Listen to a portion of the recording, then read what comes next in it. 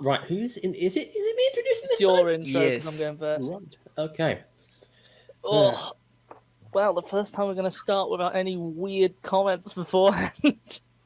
We already had that. Wait, did you get it on? Did you get it on recording? That depends which one.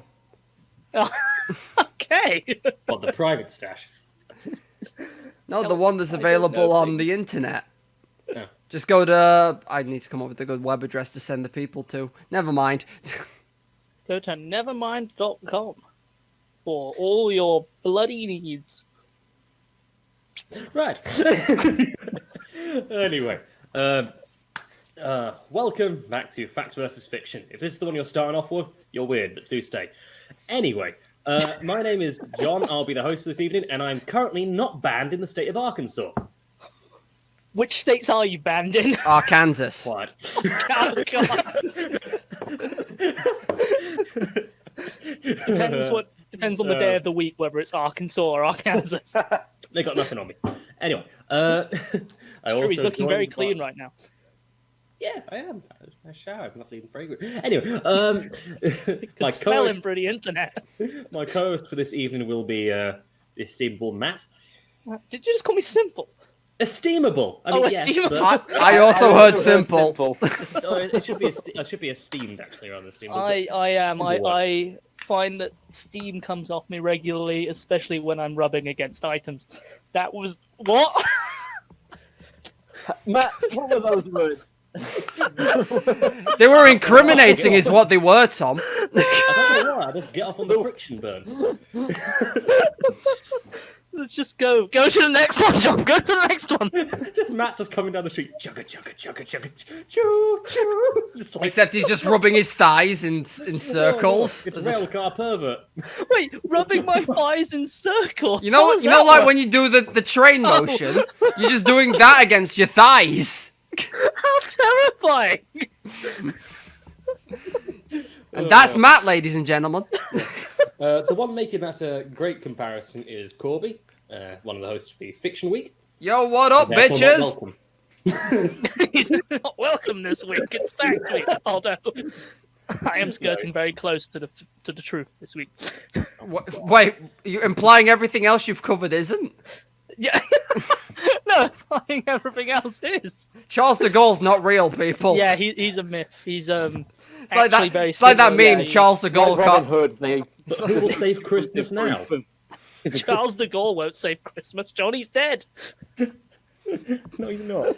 I was thinking it's like the meme where it's like your therapist tells you that Charles de Gaulle can't hurt you, and then we get an angry picture of Charles de Gaulle. Charles de Gaulle. My favourite one of those is Darth Yaul, and it's just Darth Maul with a cowboy hat on. Anyway, I'm hi. Kenobi and Cowboy. I'm here Let's for continue. fiction and also to poke fun at life.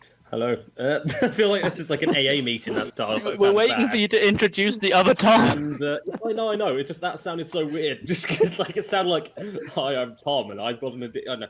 I'm Corby. And I've got an addiction to sarcasm. He really does. Anyway, and fourth and final member of this quartet, almost a quintuple, don't know why, is Tom.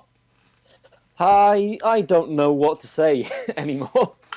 So much Took away information from- went into my head in the last minute or so. It's just pushed everything else out. All I can think of is Arkansas, trains, and steam. That Sounds like a wild night. It's the only thing left. Tom's gonna wake The up Arkansas on a railroad steam tycoon train. in 1859 or something. He's just gonna. He's gonna wake up and this will all have been a dream. He's just a railroad tycoon in Arkansas in 1859. We gotta get the like, what? 559 Express through to Texarkana. Damn, that was a Oh. strange day. Tex Tex- As the saying Texarkana. goes, Texarkana, yeah, Texarkana. It's literally on the border of Texas and Arkansas, believe it or not. It's also a site of like this serial killer. Who there was a film made about it called "The Town That Dreaded Sundown." Oh, I have heard about that film. Yeah. Is this a hint at what No. you just noticed? well, Yeah.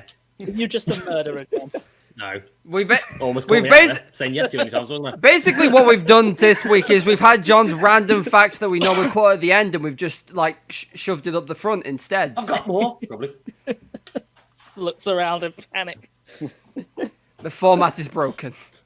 No. Anyway, Well, as the old saying goes, Arkan came, Arkan saw, Arkan conquered. I hate you. I love Yeah. you, but I shouldn't. Anyway, You dare blaspheme Roman words to me.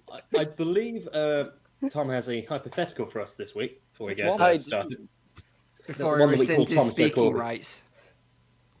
Yeah, I have a hypothetical which comes with an anecdote attached on my end.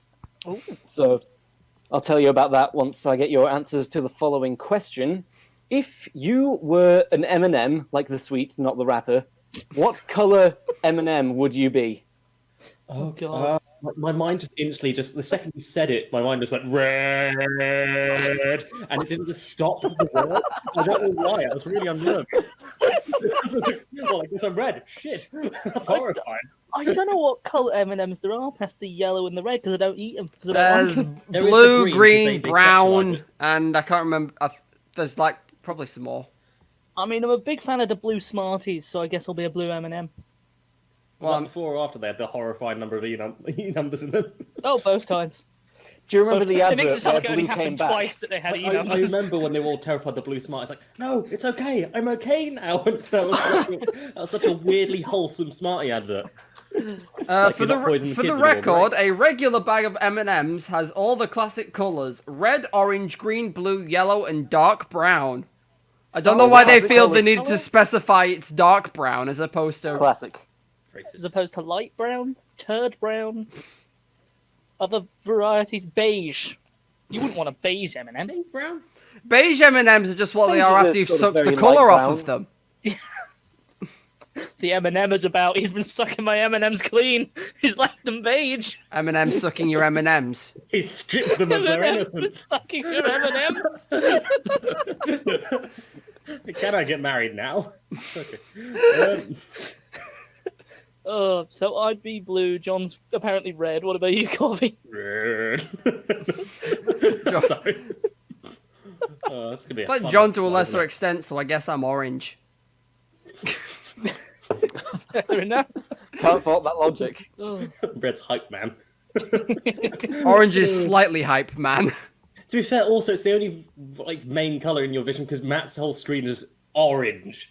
That's all it is to everyone else. Yeah, I still haven't got a camera. Also, while we're on the topic of the M&M advert, and you said you could only remember the yellow and red ones, no one remembers, the, in air quotes, sexy green one. No, I The I sexy mentioned green female one? a minute ago. He did The just horribly mention it. sexualized one. Yeah. Yeah, it's horrific, isn't it?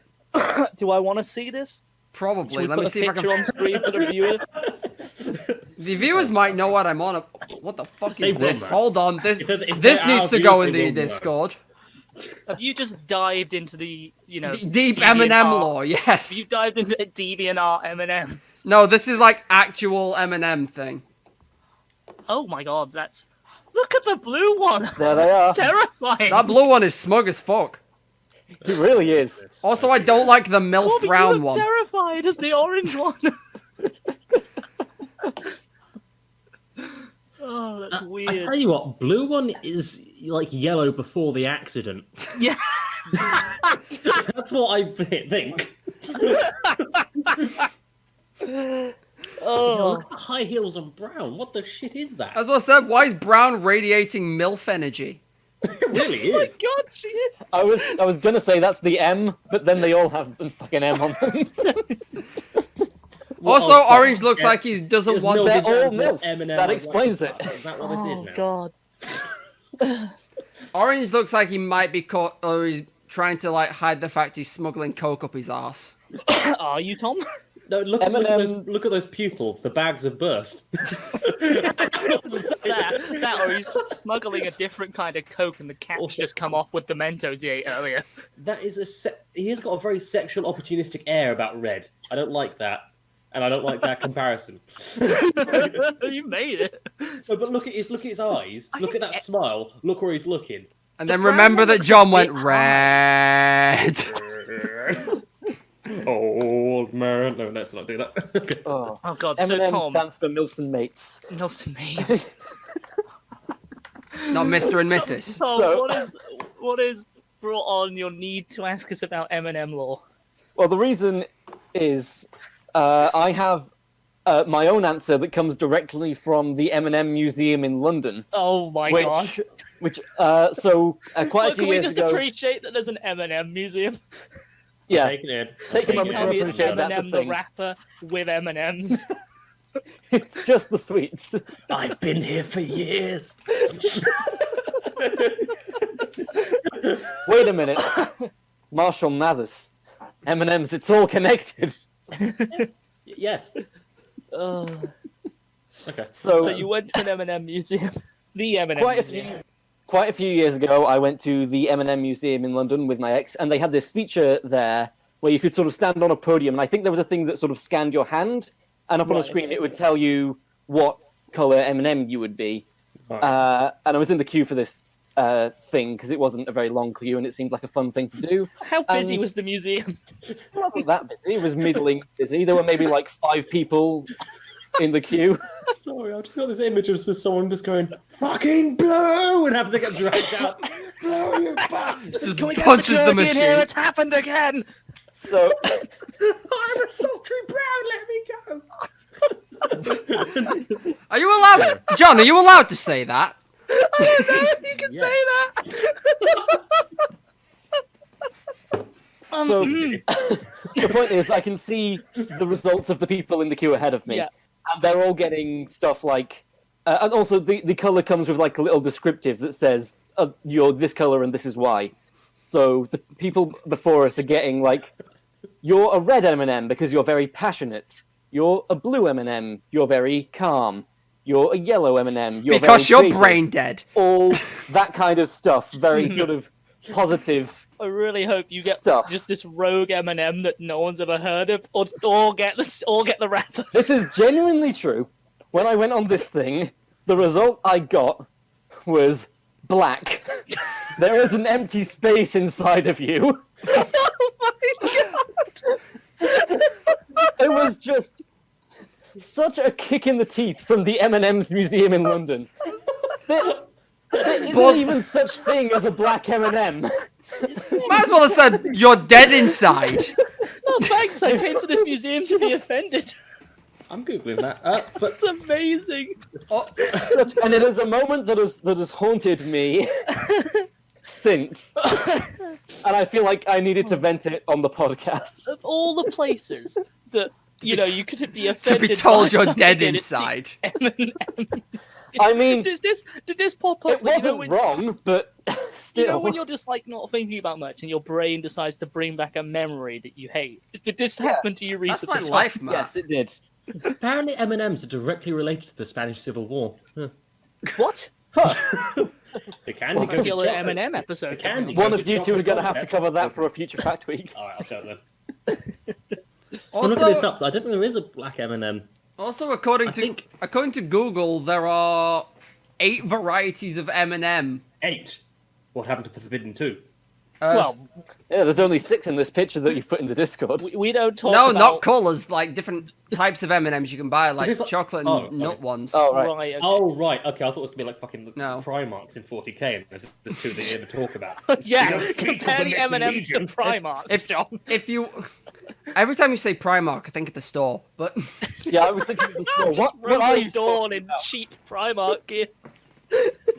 Father, do but I yeah. look glorious? for the record, I just Yeah. was like, how many different types of M&Ms are there? So I just went on Google's and I found the following excerpt. There are 6 varieties. They come in milk chocolate, strawberry, which I don't think I've actually ever seen, but That sounds terrifying. yeah. The crispy ones, which are basically the Rice Krispies. Hazelnut, almond, crispy mint, which I can only assume is Rice Krispies but mint. It's just they've just got the M&M and they've wrapped a mint leaf around it. Like slapping you in the face with toothbrush. And then they said, We've got all this leftover mint. "Oh fuck it, put it in the M&Ms." Minting them. And then apparently in 2017 they came out with caramel M&Ms, Ooh. which are actually quite nice. And then they said in 2019 there was a competition and they put out like 3 new flavors and the winner would be the one that they kept around. I want you to tell me which of these 3 you think won. There was English toffee, there was Mexican jalapeno, Oh, And there was Thai coconut. It's Mexican jalapeno. It's gotta be. It's gotta be. That's what I want. I anyway. feel like, yeah, I want to taste the chaos. the most outlandish. Uh, Based on the Boaty McBoatface poll, people will vote for the most outlandish option. yeah. Yeah, That- it's like when, Also based on the Boaty McBoatface poll, everyone the people making the head decision always go with the shit option, and English toffee won. Oh. So that was a good it's analogy, like, actually, it's like Tom. it's like how Mountain Dew basically tried to advertise for, hey, name our new Mountain Dew flavor. I think it was Mountain Dew anyway. And they had to turn down the top result because people are meme lords on the internet. So the top result was Hitler did nothing wrong. So they said, no, we cannot do that. We're going for the second option. What? What was the second option? No, I can't remember because it wasn't Hitler did nothing wrong. That's the thing. That's all that's in my head. New Mountain Dew, World War II never happened. Oh God! Be very careful how you phrase that.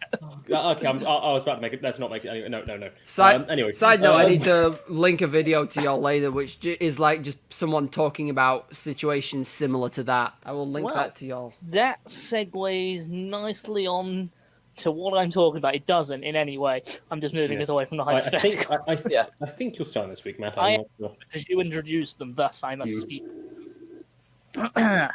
Sing. Let me just get a cushion under my arse. There we go. Oh. The perfect podcasting setup. He shuddered. What, did you hear that? I don't know what. Have you been made uncomfortable yet? I don't want to know where he shoved that cushion. Just under my ass. Any Anyway, doubts in the listeners' how minds as big to do the you tone think of our my podcast? ancestors, I think perfectly. Anyway, we will not discuss the proportions of my ass. We will not discuss Matt's more. But it devours so much. he was the Anyway, inspiration for Cynics a lot. Anyway, well, you know. So, this week, I'm going to cross the sea, as it were, and tiptoe over to the American Eastern Shore, and specifically the New England area. Why are you tiptoeing? I'm going to tiptoeing Why? because, I don't know, you don't want to wake the stuff up that I'm about to talk about. Now, I'll preface this whole thing by saying most of you guys, as in you three, I'm pretty sure John will know what I'm talking about when I start talking about it. Probably Corby, maybe not you, Tom. We'll see. Based on what you just said, I'm getting a Lovecraftian vibe of sorts. No, but Lovecraft will be mentioned at some point. Oh, good. That's a Lovecraftian vibe. If Lovecraft is mentioned or there, that's... He instantly takes over. On a side note, completely unrelated, do you not think H.P. Lovecraft looks like Mark Zuckerberg / Mark Zuckerberg looks like H.P. a Lovecraft? little bit, yeah. He's got the I can eyes see it, yeah. and the face shape. the sort of Bit long fishy. face shape. It's the long And face shape. and the foreboding sense of dread. Yeah. Yeah. But he's going to steal everything from you, be it data or your sanity. Anyway, we're going to tiptoe over to America and look at the very first American vampire. What's this I hear you say? This isn't special week. You can't do vampires. They're not real. Well, I say balderdash to that, good sir. They're very real. Or at least they were to the New England locals between the 18th and 19th centuries. Yeah. Now, just to bring everyone up to speed, just in case, you don't know what a vampire is, for whatever reason. A vampire is an undead entity of dubious morals who feeds off the blood of humans. I mean, Alucard wasn't Damn that those dubious. vampires and their dubious morals. So dubious. I mean, not wrong. I mean, anyone who drinks the blood of a human is dubious. You sound unconvinced. All of you sound unconvinced, which unnerves me to a degree. I mean, I am the one advocating for cannibalism to solve the world's food crisis, so yes. I mean, yes, you were fully prepared. I have been I've confirmed got my half own vampire, book. so By who? An internet poll? yes. Well, they are the standard. Speaking of standard. My race. The standard vampire trope runs along the lines of a dapper Eastern European gentleman in Gothic clothing that lives or owns a Gothic house. Certainly, that's the vampire I prefer to seduce me, not some sparkly, mundane-looking prick. Landed gentry, it has actually got a decent education and trading in manners on the real estate market. Boom, yeah, great. Like, imagine the That's number of rooms. Yeah. Yeah, Oh, king-size beds, great outfits. Like, yeah. It's all about the cape at the end of the day. Mwah. you didn't need one. Cape is best. The hypnotic Give me a gaze cape will and you probably got me. do me some favors as well, but There you go. Hypnotic. Oh, well, you won't know what you're doing, but you'll love it. exactly. That's like my life. Oh, okay, that's a That was a dubious sentence and all. dubious quote from Matt. I mean, that's just one a week from me. Yeah, I know. That's what No I was more, no less.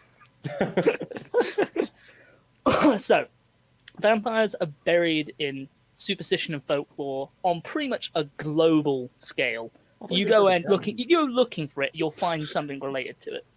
You go looking for a vampire, you'll find a vampire. Yes. So just I was gonna say ring a bell, but that's got nothing to do with them. It just popped into my mind. I mean, they might every have a civilization. There's been some element of that. Or at Yeah, least- like it goes all the way back to ancient Greece. well, yeah. Like you've got in general, like there's a lot of aspects of undead folklore that kind of comes together to kind of form the core idea of what we have as a Yeah. vampire in pop culture. So you've got revenants, which are deceased family members English who one, yeah. would rise from the grave to stalk, terrorize, and presumably murder family members and neighbors. You've got droggers, which are the kind of the Scandinavian equivalent, people more like ghouls, who would sneak into people's dreams to pull a Freddy Krueger on them, and then leave a physical object behind so that you know that they were there. man, Yeah. Skyrim. Like a weird tooth Like a fairy. present. They left that out of Kinda. They left that out of Skyrim. They did. Skyrim had an Imagine how interesting disturbing interpretation. that would be. Yeah. Just, I'm assuming it's like something relevant to the Drogger and not just a nice hat. What if it was a nice hat, though? I mean, would you wear it knowing it had been left by an undead ghoul? If it was really nice. It's just tempting you. I'm not gonna let, the paranormal dissuade me from looking my best. He's got a good point. I mean, yeah, it's a very, very seductive hat. I mean, Some it's would say it good has a hat. hypnotic gaze. Just the vampire's turned itself into a hat instead of a bat. It got it wrong. Behold, I turn into a swarm of hats. Just What? top hats everywhere. Oh, Odd. as I said, the Greeks weren't immune from this. They had the myth of Empusa. I don't know if I'm pronouncing Yeah, that right. and Booster, yeah. Who was a woman that would drain the blood of young men and eat their flesh. In Romania, not Romania.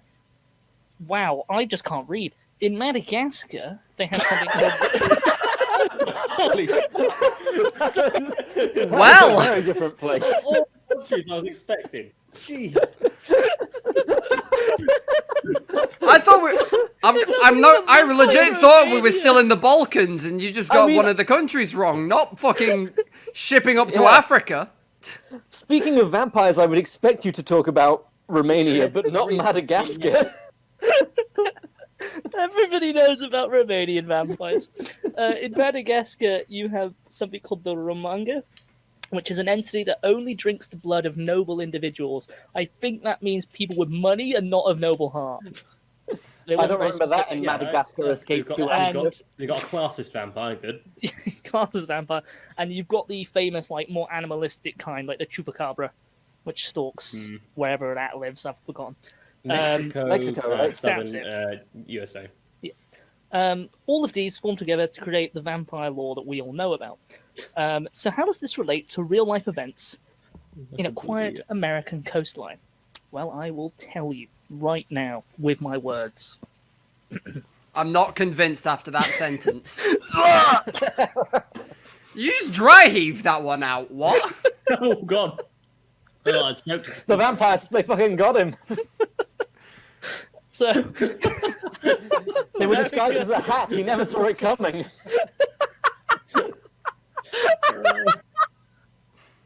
This is going to be a fun one.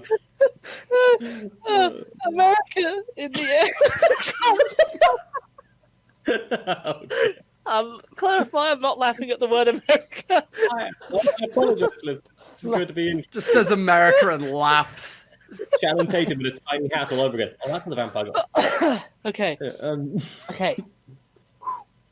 America in the 18th and 19th century. was still finding its feet. They'd only just succeeded in their rebellion against the rightful sovereignty of England, and were trying to kind of find their way in a new world. Hashtag retake the 13 colonies. Yes, I hate that I hashtagged that. But We should just opium board them. Fire the flaming monkeys!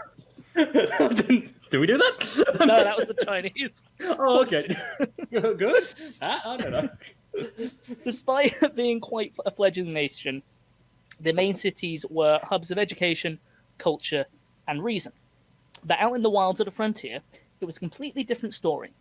Now, one of the things that make America what it is today is the sheer volume of immigration that hit its shores pretty much like 20 years, 30 years after it seceded from the UK, from the British Empire. Like, you've got people coming in from Ireland, Italy, and they called it Italia, Italy, Japan, and perhaps most importantly for us, lots and lots of people from Eastern Europe. So especially like the borders around the German and Poland area and all around the Balkans, you've got a lot of migrants coming in from there.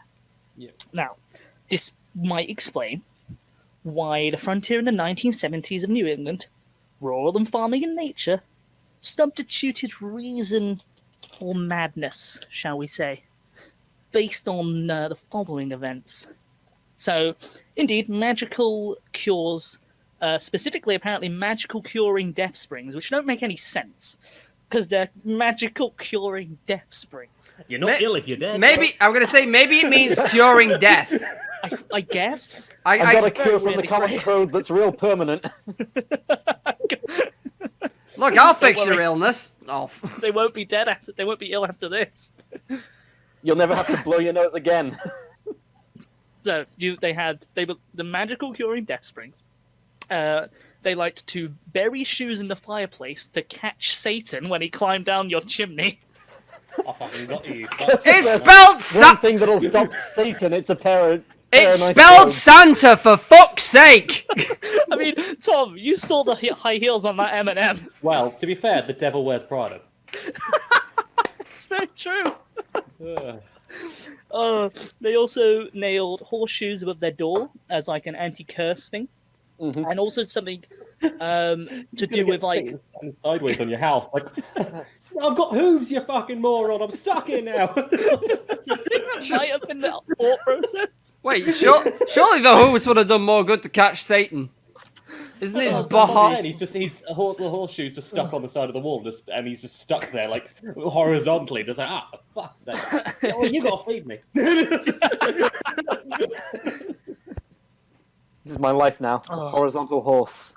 This is my pet Satan.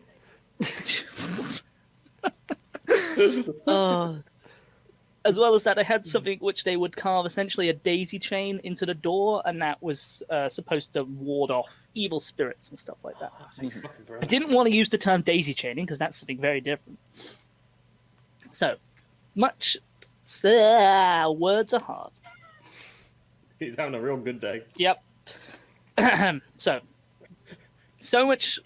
So commonplace was all this superstition that people actually started to turn away from the church and not quite back from to paganism, but local superstition and stuff took precedence, like over church and religious savioring stuff. Going back to wise woman stuff. Shamanism. Shamanism. There we go. These people live their whole lives in this kind of tiny bubble of their world. Nothing wrong with that. That was just the way a lot of people live that way. I just want to be very clear. There's nothing wrong with that. If you love your tiny bubble, that's any okay. Amish listening. What?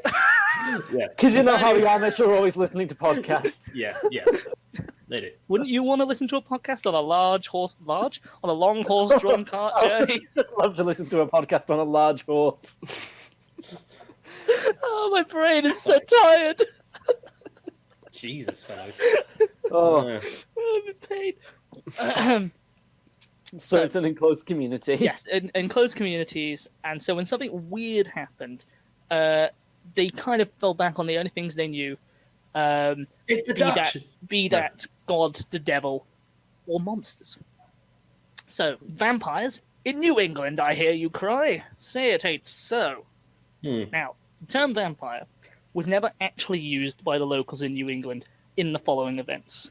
but it was coined by the newspapers reporting it. Hence why what I'm talking about gets the title it has. Hopefully, you'll see why they used the term vampire when I get onto it. On top of horseshoes and chimney traps, immigrants also brought over their European beliefs on the undead, specifically what state a corpse should or should not be in.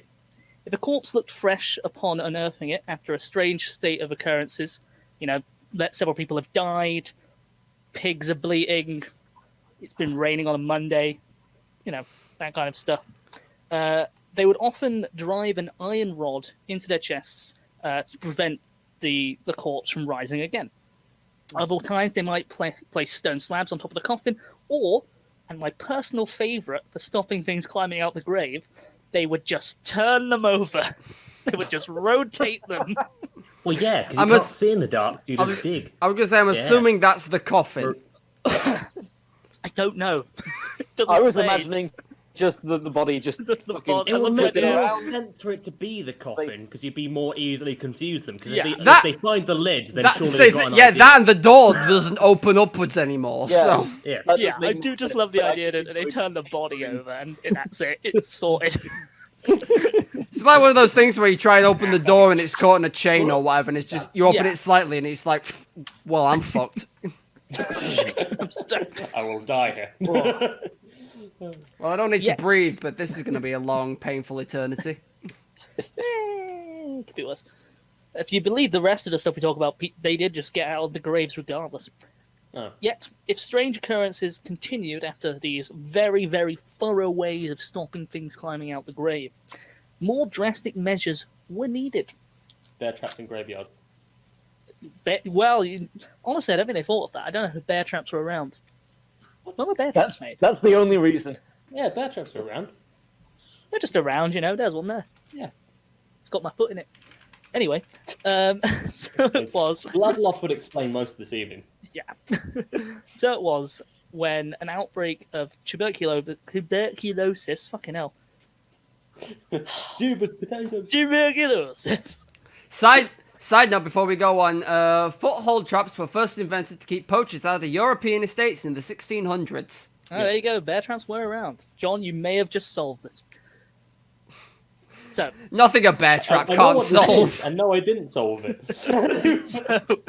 so when an outbreak of tuberculosis swept across Rhode Island, eastern Connecticut, Vermont, and other little pockets of the New England communities, it sparked a wave of grave desecrations that have since been known as the New England Vampire Panic. So, actually, Tom, you might have heard of this now I think about it. We listen to the same podcast. I believe I have heard of this. So, Yes. our story begins. Rather than I'm going to tell three specific parts of this because it kind of was rampant all over the place. But these are the three ones that people know the most about or have been most documented. So, in 1793, got to get this the right way around. In 1973, when the Americans still believed in vampires. And the Rolling Stones were dominating the charts. Oh, they were rolling those stones right on top of the graves. So, in 1793, a young student by the name of Frederick Ransom died of tuberculosis. Just warning, death by tuberculosis is going to be a theme. Don't know if you could tell. I thought that might happen when you said there was a massive sweep of tuberculosis in the area. Yeah. Oh, is I had a that, hunch brush out. is that what he said? I thought he had a stroke. His father was absolutely terrified that his son was going to come back and get him. Doesn't say why. He was just absolutely terrified of him. He's wronged his son in some way. Probably. He was a shit dad at some point. It's just been arsehole to him every day. It's like, oh, I created a vampire. Oh, Theories I should are have not tied abound. his shoelaces together. Theories are abound of whether he was a good or a bad father. Who knows? But they unearthed his son's very dead remains. Like you think And- confirmed as a vampire. Very dead. Very dead remains. Broke open the ribcage and removed his heart. He then took said heart and burned it on a blacksmith's forge. Allegedly, over 1,000 people turned out to see this happen. So I guess they were starved for entertainment. To be No, fair, going on in What those year is days. this again? This was 1793. Yeah, that's fuck all going on. Yeah, To there's be not a lot fair, of- if the local madman had Honestly, ripped out his dead son's yeah. heart and you'd gone to burn it in the public, I'd fucking go and Yeah, watch. I'd probably get that. Yeah, To be yeah. fair, I probably watch nowadays. Yeah, I mean, there's something all to of the do. TV guide, isn't there? So I mean, You just burn a heart. Yeah. fair enough. Burn a heart in a blacksmith forge. What's stopping you? Lack of blacksmith Law. forges. The law. That as well. Also, the fact I don't have a son to rip the heart out of, so. That's true. This might seem like a tad of an overreaction based on other solutions we've mentioned previously, but this was just one of many that followed in what many have basically come to believe who've studied this period to be a TB epidemic. I was going to say TB because it's easier to tuberculosis. This epidemic is thought to have possibly wiped out 25% of the New England population, which Shit, is a dude. staggering amount when you consider how small the population was back then compared to now, especially in America. Yeah. TB was quite common at the time, but it went by another name back then, consumption. Anyone who's played CK2 games, CK3, will know what consumption is. The great consumption consumes us Consumption. all. Consumption isn't pretty. Victims tend to get quite sweaty foreheads, have livid crimson cheeks, sunken eyes, offensive laboured breaths, and a bad cough. Now, I know what it means when it says offensive laboured breaths, but I can't help but feel that every time you breathe, you're swearing at someone. Yeah, just It's just some doctor somewhere just like, will you shut up? God. Oh, he did. Oh no. Oh, no, he's dead. You're gonna deep end. So many people died. Yeah, it spread very, very easily between family members, but could remain hidden for years in there's a common thing with TB that often if you have it, you might be asymptomatic for several years because it's just not really taken that much hold in your body. Your body's fighting it, and then eventually something happens and it kind of spreads. Yeah. So a lot of the times you would get you'd have a family member die of TB, and then anyone who had it might not fall ill or display symptoms until maybe 2 years down the line, which was a lot of the people found very suspicious. They were like, I know Margaret died of TB 5 years ago, and now her son's got it. Maybe there's a link. Yeah, it's called I'm not a man of TB. science, but Also, 5 years is a long ass time for bacterial long-ass infection time. to spread. it is. God, is typhoid bacteria as well? Because there was that Maybe. whole bloody thing with typhoid Mary basically having it for their entire. I think I life. think typhoid Mary is not typhoid. Typhoid Mary is a bacteria. Typhoid. Is a bacterial infection due to a specific type of salmonella? Yeah. I'm on So- Wikipedia now, so. So, to the villagers, this seemed far more than just a simple illness. Something evil was at work. What else could visibly consume the life of those they loved? Things. bear. Have you seen a bear consume the life of something? Like consume a The physical person, yes, variety but of life. consume the Technically, As life. in flesh, yes. We don't talk about Japanese bears on this show. Things escalated a tad or a tad more, I should say, in 1854, when the people in the town of Jewett in Griswold, Connecticut, it's Jewett spelled Jewett, exhumed several members of the Ray family. So the Ray family itself had a bad lot in life. A lot of them had died from TB. Shock horror, I know. And the current living relatives, some of whom had TB, were convinced that their dead were rising out of the graves to kill them. So many of the Ray family, over a period of 9 years between the 1840s and 1850s, passed away. And the living just assumed they'd be next, which, is fair, given, they've got TB. a pattern's been established.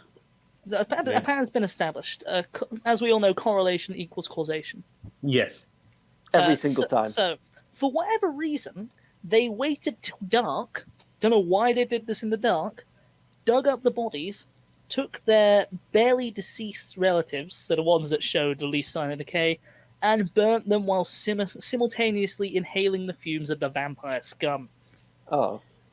I 'Cause feel like having a big fire defeats the point of doing it under cover of if darkness. anything, it probably spread the TB.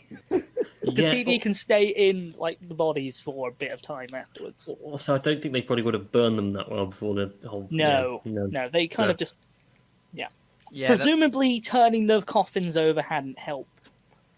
Is the only reason I can think that they did this. because nothing was happening. Need them in some sort of centrifuge. Well, just throw them all in a century and spin them round. The vampire will be so dizzy it won't know where to go. But not against this bitch. You may have beaten death, vampire, but have you beaten space? Well, yeah. Unfortunately, this did little to help as well, and more, if not all, of the Ray family died.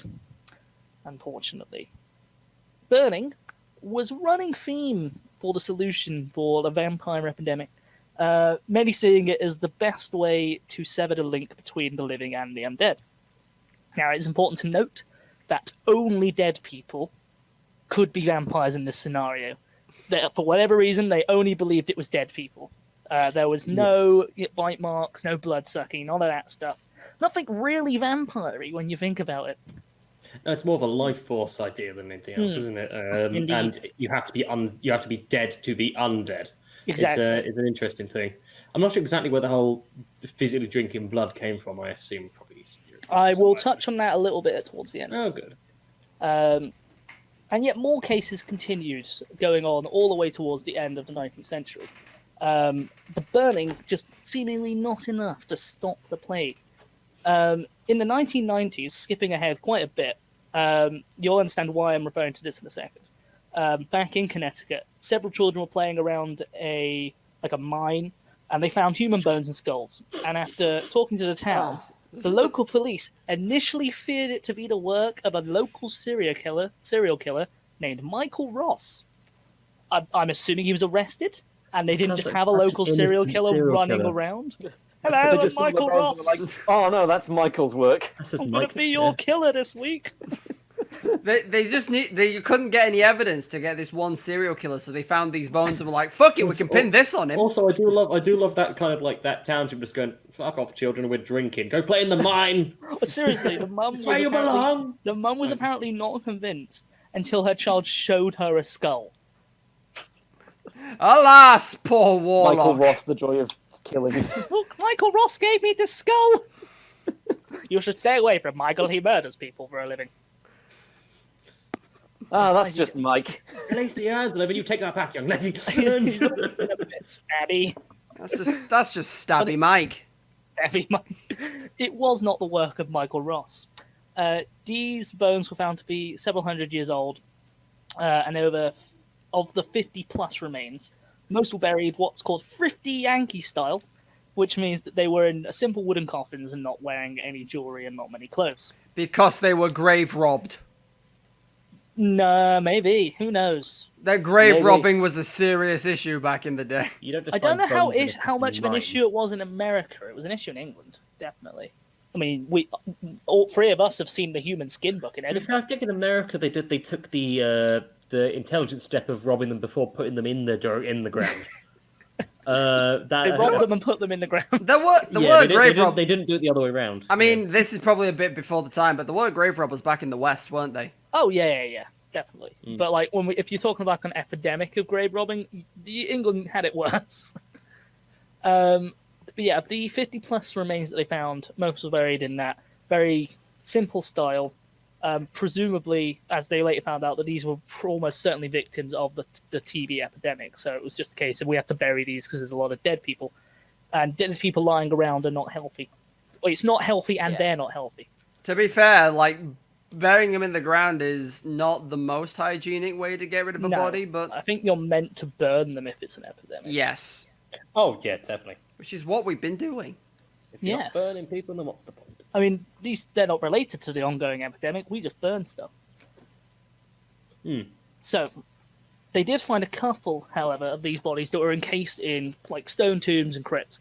And when opened, they discovered that the corpses had been beheaded, and their skull had been placed on top of the ribs with their thigh bones in kind of a pirate flag style. Yeah, They'd uncovered the I'm Tomb very familiar Kings. with that. They'd uncovered the tomb kings. The council was buried like that, I believe, in England under Crossroads at some point. I believe Yes. I think it was pretty good. I will Yes. clarify that these weren't pirates. Just if Or anyone's Tomb wondering. Kings. Or Tomb Kings. We're How do in you the know? wrong. We're in the wrong world for Tomb Kings. Also, I know that I wrote pirate, but it looks like I wrote pinata. These were not pirates, they were not Tomb Kings, and they were not pinatas. They were bodies. Ruin my quinceanera. What, Yeah, what is a reality- body but a human-shaped pinata? He's got a point. Yeah, I can't argue I with that. guess. These were just It can more be the victims. kidneys. These were just more victims of the pandemic. And further examination found that these bodies were possibly, some of them might have been the Ray family. We're not entirely sure, which is why I bring this up. But they found out that a couple of the bodies had their ribs broken open, hearts taken out. But this took place 15 years after they'd actually died. So literally, someone in a family could have got TB 10 years down the line, 15 years down the line, died, and the villagers just gone, oh, it must be old Jeremy that we buried those 15 winters ago. He's a dodgy person that drain life from others. I thought you were going to say, like, Sucks drain, to be you, like, Jeremy. like drain life. I've Loves got one drain with life. rat. Loves drain life. Went down there all the time, clear it out. He was always down in the sewer drains, giving Oh, God. balloons to passing children.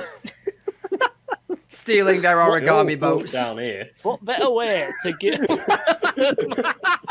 Oh, Pennywise was Yorkshire. This podcast is slowly becoming blank, but it's Yorkshire. I'm all right with that. Oh, Yeah. so the villagers have obviously gotten desperate. But the last victim of the craze was had perhaps one of the weirdest desecrations. And this is the most famous of the victims of this epidemic, and kind of is part of the reason it has its name. Mhm. So in 1892, 19-year-old Mercy Lee Brown died of TB. She was not the first death in the family. Her mother, Mary Eliza, had died in 1882, so a decade before, and then her sister Mary Olive a few years later. Her brother, yes, Tom. I have to get closer to the mic so the Discord actually picks me up. Were they picky in which relatives they accused of being vampires? And No. by picky, I mean sexist? No. It usually tended to be, if the body looked like it hadn't been dead very long, that was usually who they thought the vampire is. As like the guy at the start, the student was a guy. Right, So it's, yeah. and I Vampire think is a gender-neutral term. It is. I There you mean, go. yeah, but I don't know why. A lot of the famous ones are all men. In this case, not. Her brother Edward or Edwin. I can't. I've written it differently. Please so it's not one of Edward the those. vampire. Ed. No. It's not. No. Ed. Edwin. We'll call him Edwin. Had been Edwin ill- sounds a bit more old-timey. Yeah, he'd been ill from TB for several years, even leaving to Colorado Springs to recuperate, and because it was thought that like cleaner air would help with the recovery and whatnot. And I guess it's kind of true in a see the- way. Yeah. Like you would be in a more healthy environment, but it doesn't necessarily it's not necessarily going to cure you. He left for several years, came back, and when he did return, he got worse. Some of the villagers started to suspect that the vampires were at work. So, in December 1891, just going back a slight bit, that's when Mary took a turn to the worst, got TB. Her TB has been described as the galloping kind, which has nothing to do with horses, and is Not merely that just a horse, very... horse really are coming back. it's that large horse is coming at you with TB. What are you going to do? Are you going to defend yourself? It feels like a weird self-defense video. You It's ever like, I was gonna say, you ever okay, seen? teach me Y'all how ever to seen a defend cow myself. gallop? Yeah. It's kind of terrifying. Is I've it? been galloped at by a cow. Oh, it's like that bloody thing that's like I've seen. There's fields where there's bulls and stuff near me, and it's just like there was one that had a sign that said something like, "Oh, be sure you can cross this field in 9 seconds because he can do it in 10 or something like that." And I was like, oh, "Okay, yeah." Oh. So all the galloping kind of I TB don't know. means is that it was the fast and lethal variety, and she was dead by January 1892. So Edwin got steadily worse after this, and became convinced, him and a bunch of villagers became convinced that his mothers and sisters were draining his life away. Eventually, he and a few others managed to convince his father, George Brown, to exhume the bodies. I would like to point out that George was not convinced that it was vampires or anything superstition, perhaps due to the part that 10 years earlier, German scientist Robert Koch had proven TB to be a bacterial infection. Yeah. So he was, well, no, she did just die of TB. Like, it literally came like the discovery was made the year his wife died. He's like, no, it's not this. Not your mother, you're just a twat. However, Edwin would not be deterred, neither would the villagers, and eventually they persuaded him to dig them up when Edwin got really, really bad. So, on examination of the bodies, they found that Mercy's mother and sister to be almost bones, which you'd hope to be the case after a decade or just under of burial. You'd really hope they're decomposed at that point to a degree. Mercy, on the other hand, was almost entirely untouched. Her hair and fingers had allegedly grown, which is not the case. To clarify, it's just because the skin shrinks to make it look like they grow and they don't actually grow. Yep. So that's kind of debunking that myth right there. Her skin allegedly bled when poked and cut, and blood had pooled into her mouth, heart, and liver. Mercy was a vampire. It didn't matter that the local doctor found TB traces in her lungs, or that she'd spent 2 months interned in a mausoleum fridge in winter. Yeah. She'd also apparently at some point she'd turned over where she was interred, and that was enough for the villagers to go on. She turned over, boys, without us doing it. It's just the expansion of gases, that's all it's going to be. So, just to clarify, they would turn bodies over to stop them rising, but in this scenario, she had turned without their help, so thus she was a vampire. I'm Let's do that. I'm 99% sure someone just turned her over and forgot. Almost certainly the case. So, naturally, they did the only sensible thing and cut her head off. The only sensible thing. Only sensible thing. And then they broke open her ribs, took out her heart and liver, put them on a stone, which you can still see today, by the way, and burned them. They then collected the ashes together. Now, does anyone want to guess what they did with them? Please don't tell me they snorted Displayed them on the stone. They're in a museum. I know what somewhere. they did with them. John knows what they did with them. Displayed on the stone, Corby? I'm going to say, please don't tell me they snorted them. They did not snort them or spray them on the stone. My second guess was going to be they just fucking ate them. They didn't eat them. So, they invited Edward over, they mixed it with some water, and they made him drink their homeopathic tonic. Did it work? More like... No! Edwin died 2 months later. He died even harder. He died even harder.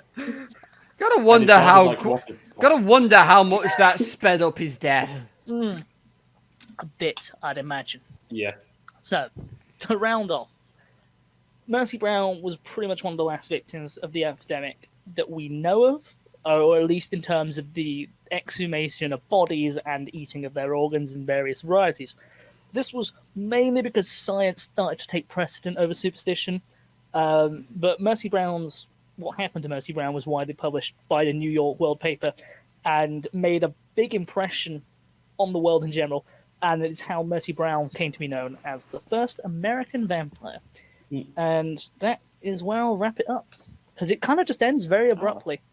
And I don't know how long it kept going after Mercy Brown died, but reports and then kind of science came and said no. Science came along and saved us. Oi, stop flipping that body. You're wasting your fucking time. It's me, a scientist. So, to touch on Why you stuck sideways on the wall? No reason. to touch on Don's question about diseases that are thought to be why the myth of vampires began. I know about that. That's good. So there are two mainly common ones. So one of them is something called porphyria, which is just the people have the need to drink blood. But the one that people think is actually closer is rabies, because it actually shares quite a few people suffering from rabies tend to share a few similarities with vampires. They get quite bitey. They hate light, and they don't like garlic either.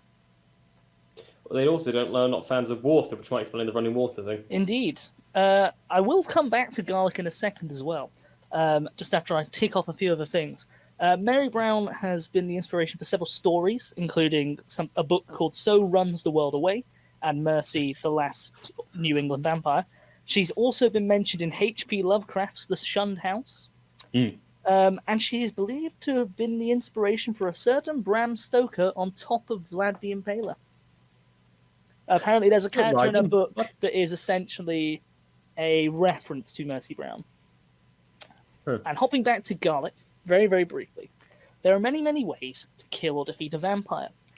But I feel I should warn everybody that some of them are lies, peddled by frauds, or in this case, the vampires themselves. So some of them Garlic. definitely work. Some of them definitely work. Oh, Okay, yeah. good. Yeah, Alright, running water and the tossing of coins works.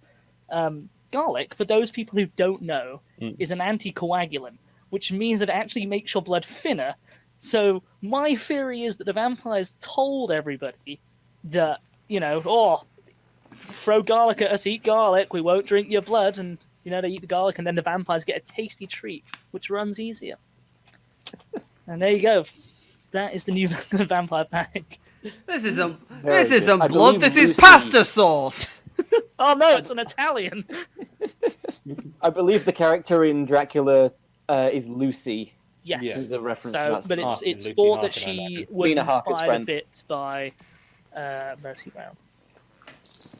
Yeah.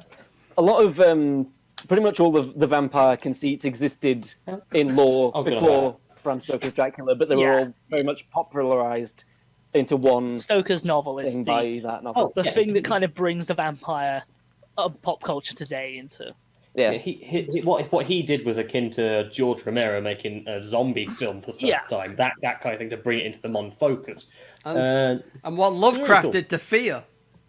Yeah. Well, he just explored just that's what Cthulhu's all about. It's just the unknowable, the fear of the unknown, and the fear of the deep sea, open sea, that's a very true fear. Everyone Such should fear the sea. If existential you don't fear the crisis. sea, you're a fool. It's gonna get you. Don't fool, it's me, Lovecraft. I'm not related to Zuckerberg. Don't even bring him up, the fiend. God, That's the obelisk. That's That's the obelisk down the street. Christ. Oh, well. Anyway, Okay, John, what have you got for us? right now, have you fellas ever heard of micronations? Yes, like Sealand. Yes, and he actually got that right because there's micronations and microstates. Microstates are the legitimate Yes. ones. Microstates are stuff like Montenegro, the Vatican City, stuff like that. Tiny places that are Luxembourg. legitimately their own. Micronesia? No. Is that a place, or did I make that up? No, Micronesia. Micronesia sounds like a medical condition. I've got Micronesia. It's the president of it in Zoolander. Oh, yeah. I feel bad. That's a lot of the reason why they're known for stuff. Anyway, Zoolander has been great for their tourist board. but micronations are the illegal variants of this, where basically you get a guy saying, "I'm taking this little bit of land and I'm establishing Dave country," and everyone else. And most of the time, they're not recognised by pretty much any of the world's governments. They tend to recognise each other. So and say, "Oh yes, that's a real country because I'm a real country." Yes, it's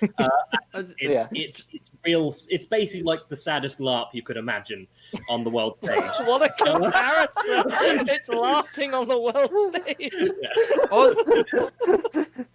I know. Also, like, just when you said, like, this is Dave country, my brain instantly went to Fallout 3 and the Republic of Dave. The Republic of Dave. That is a micronation. Yes. Or the Gary Vault, I guess, in a way.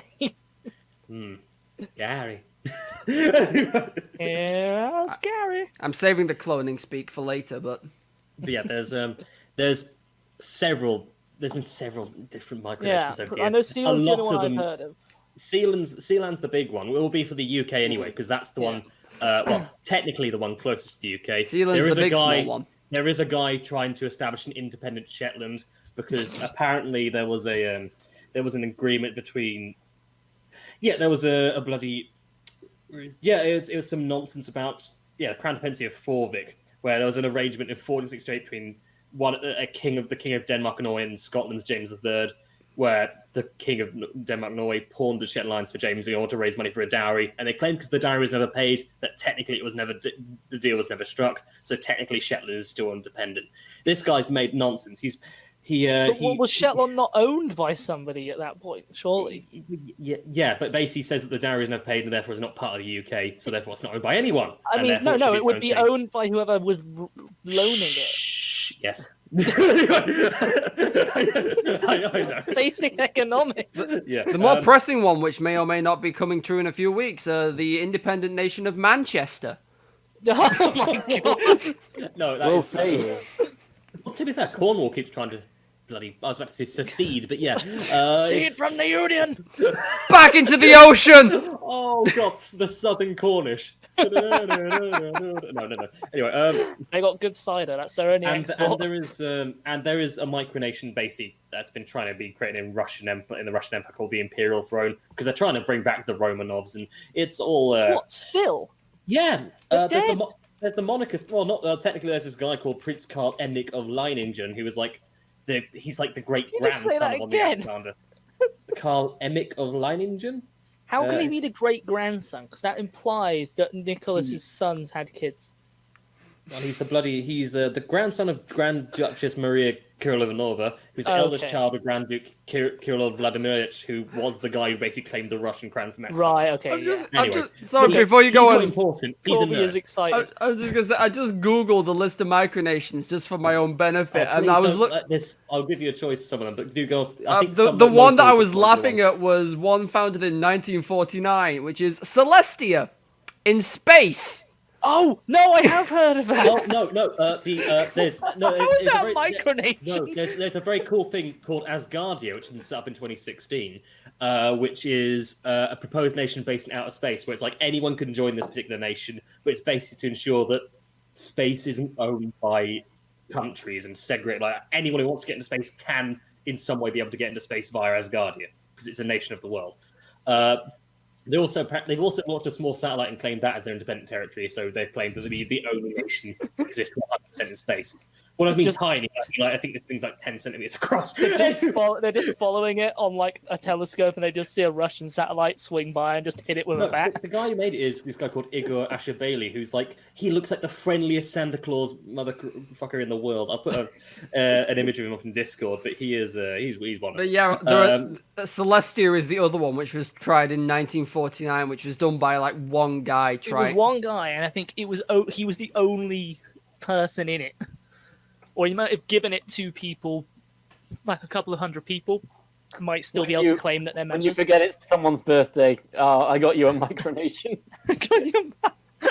It's in space. You just hand them a petri dish.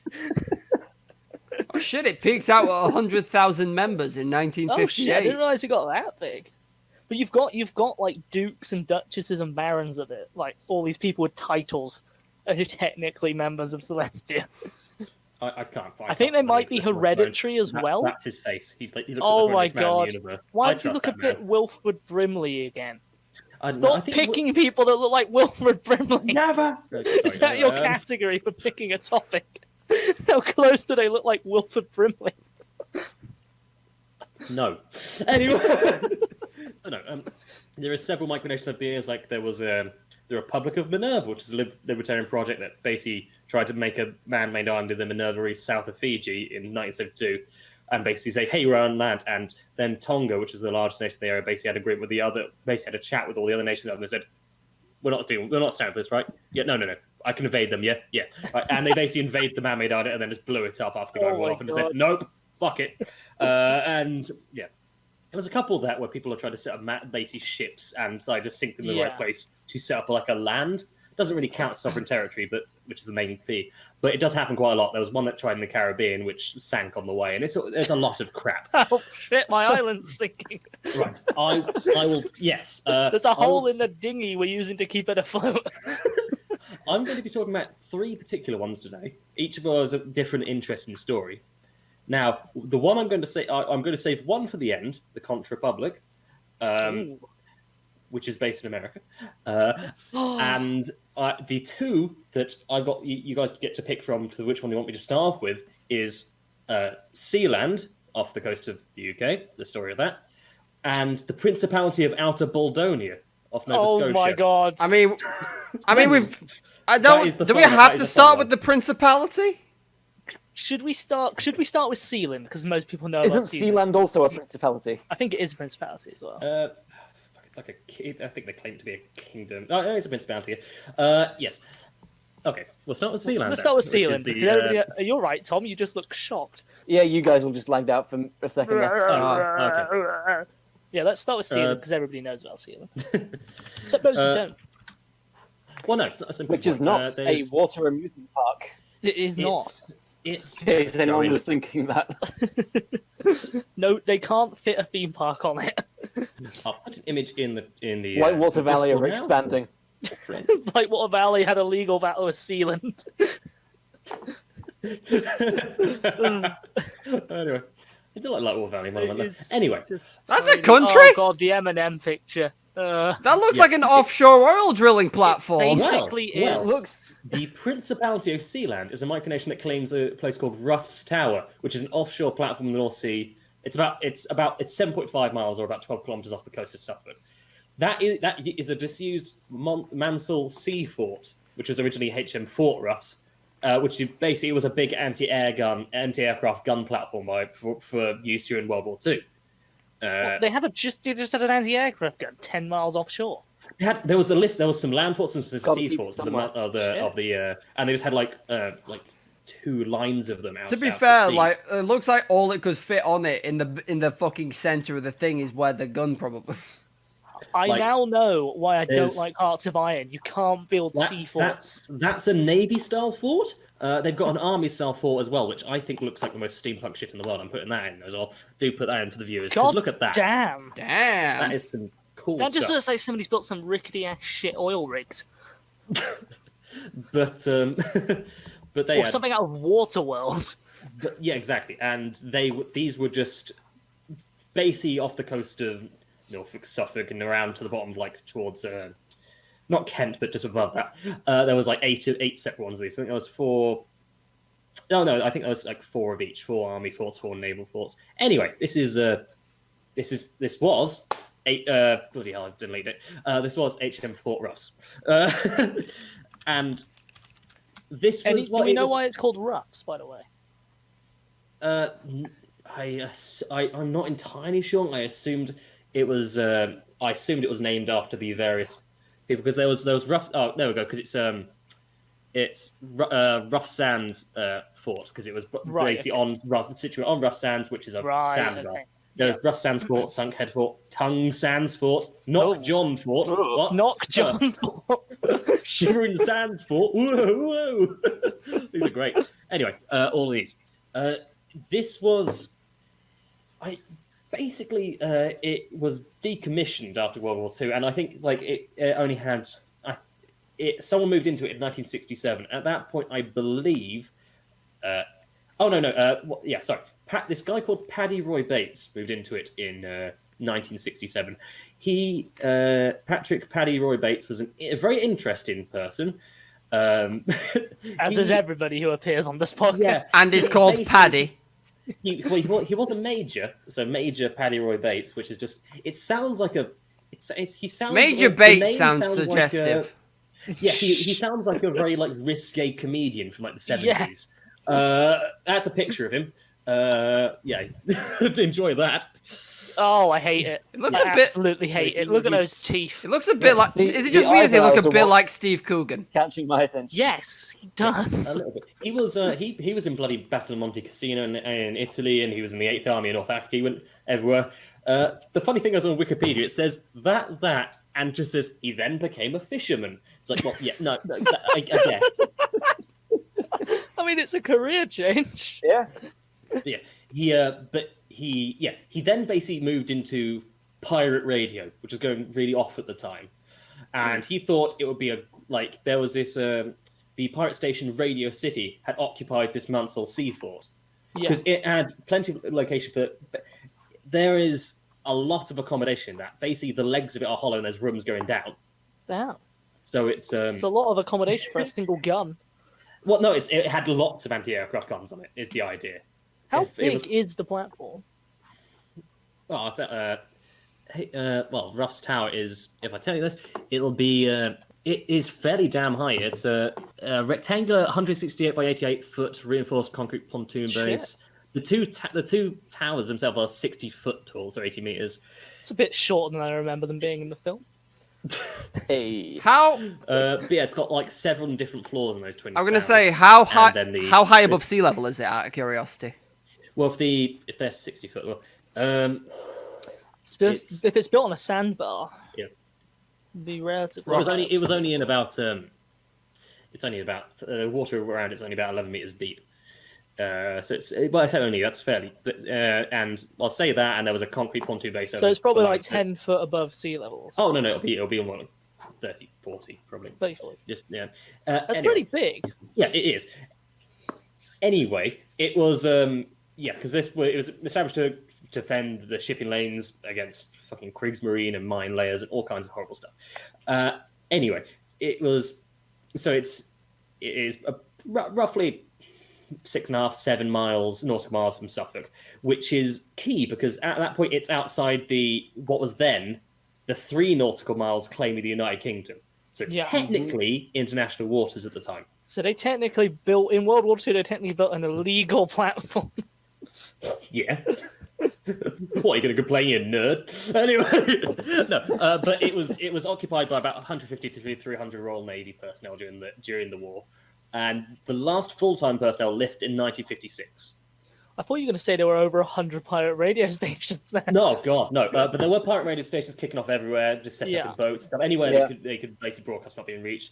This in 1965. Jack Moore and his daughter Jane, they started squatting on behalf of the pirate station. It was called Wonderful Radio London at that point, which sounds weird because it's not Radio London. It's not London. Anyway. But it is wonderful. At this point, 2 years later, Paddy Roy Bates, the steamboat major, just came and basically kicked them all out and said, "This is my radio platform now, and I'm going to call it, fucked. and I'm going to call my pirate radio station Radio Essex." And okay, great name. Great so name. good. The weird thing is, despite having all the broadcast equipment he would have needed to do this, he never actually started broadcasting. So, Okay. I think he got there. I think he kicked them off the platform. Oh, and then this is an much idea harder than I fell in his mind. anticipated. I think an idea fell in his mind, and the same year he declared the independence of Ruff's Tower and deemed it the Principality of Sealand. Brilliant. Most people ignored him because it was a tower in the international waters and Yeah. didn't seem like too much of an issue. And they're like, the madman can live off in his little disused, decommissioned army base for all we want. There was no more army gear on there, was there? No, no, all the guns were gone. No, it's just Yeah. it was a No, tower. It is. Of course, what it they looks just like left there. the anti-air tanks there. Just all the anti-aircraft The guns anti-air still on it. Now, Get out of my airspace. the problem was a problem began next year in 1968. There was basically there was a lot of navigational buoys in the channel and stuff like that, and there's one particularly near the platform. I know what you're talking about. Buoys. My brain went navigational boys. Good old navigational boys. Nav boys! Boy, what direction is it? Water, sir. Oh, you're useless. No wonder this one needs servicing. Anyway, You boy, what day is it? Oh, it's Wednesday, sir. Wrong! anyway, what happened was British workmen came out to near the platform to service this buoy. At which point, Michael Bates, the son of Paddy Me Roy and Bates, Tom tried to are skin it laughing off. at the same thing. I'm sorry. Michael Bates, yeah. No, No, no. we were laughing at service this boy. Bates did not like voice service. I'm sorry, I've been out servicing the boys. He tried to scare the workmen off by basically firing at them, warning Yeah. shots from a fort. So basically just shooting at these workmen who were trying to fix the buoy in the middle of the off the coast. And Look at him, he shot me, boy. he didn't actually hit anyone. He was close though. They actually Oh, fucked off and said, "Hey, this madman on this oil platform is firing at us." oh. And the problem was, as Michael Bates was a British subject at the time, he was summoned to court in England on firearms charges for an incident. Technically, yeah. And this is probably what made him really fucking cocky. The court ruled the platform, which Bates was now called a Sealand, obviously, was outside British territorial limits. The case could not proceed. Oh my So god. he got off scot-free and went back to his platform, and his crazy father. Well, isn't it a thing that if you're in international waters, the country that you're subject to laws-wise is whatever flag, whatever the boat is registered to, or failing that, the flag the ship flies? So if he flew the Sealand flag, Well, he did. Let me try and see if I can find the flag. Yeah, I found the flag for you right now. It's not a nice flag from memory. It's the worst flag in the world. It is just the most basic bitch flag you could ever think of. Look at Oh that. god, I got cramp in my foot. That's not It's- great. it's Oh, nothing. that's awful. The triangles aren't even symmetrical. Yeah, that's Yeah. the diagonal line is too far to the right. It looks like a bad Yeah, anarchist flag. It is. It's bad. I will say their motto is better. Mare libertas. From the sea, freedom. Fair enough. That's pretty good. That's good. That is good. Yeah. Anyway, there was, and basically most of this he just got really cocky, and in like 975, a good couple of years later, basically he made a constitution for Sealand, followed by a national flag, seen there, a national anthem which I haven't found to be able to listen to, but it's called Imare Libertas, it's the same as the motto. Helpful. Is it just him singing it? It's just Ocean Man. Sung by him and his fisherman friends. He also made the currency, which is the Sealand dollar, which is apparently pegged to the US dollar, and there's passports, which I believe you can still buy. Can still get them, yeah. Yes. If you Google Sealand, if you just Google Sealand, the first thing you'll see is an offer to become a lord or lady of Sealand. You don't get any land, you just get the title and a Yes. certificate. Well, Now, didn't all this was going lovely, but the thing is, there was other people obviously got involved in Sealand at some point, and there was this fellow called Alexander Achenbach, who was what a name. he got involved in Sealand, and eventually him and Paddy Bates had a falling out because he basically described himself as the Prime Minister of Sealand, and this is when things kicked up a notch. Instead of just like trying to, I don't know, didn't do a hostile takeover like bloody Sam the Banana Man tomorrow. What he did was, while Bates's wife were in England, he hired several German and Dutch mercenaries to lead an attack on Sealand. This is in 1978. Wow. So, stakes are raised. Just a little bit. Because Akhenbach was trying to turn Sealand into a luxury hotel, a casino, and fill it with German Dutch businessmen, but also try and obviously if you do all that, you could probably make it quite a good tax haven if you tried. Yeah. So he was really going the businessman ideal of it. Now, the actual attack. What happened was they stormed the platform with speedboats, jet skis, and helicopters, and took Bates' son Michael hostage. It doesn't explain exactly 100% what happened next. It basically, Michael was able to retake Sealand and capture Achenbach and the mercenaries using weapons that were apparently stashed on the platform. So there was no weapons there. So basically, the plot of Die Hard played out in this naval tower off the coast of England. He accidentally cracked open an old safe in one of the towers, and he just finds a bunch of Sten machine guns. His father was a major in the army. I'm assuming he took his work home with him. Probably. Anyway, That's great. Yeah, the issue was Achenbach then, who was he's from Germany. He's a German lawyer, which is probably he had a Sealand passport, you see. So he was then charged with treason against Sealand,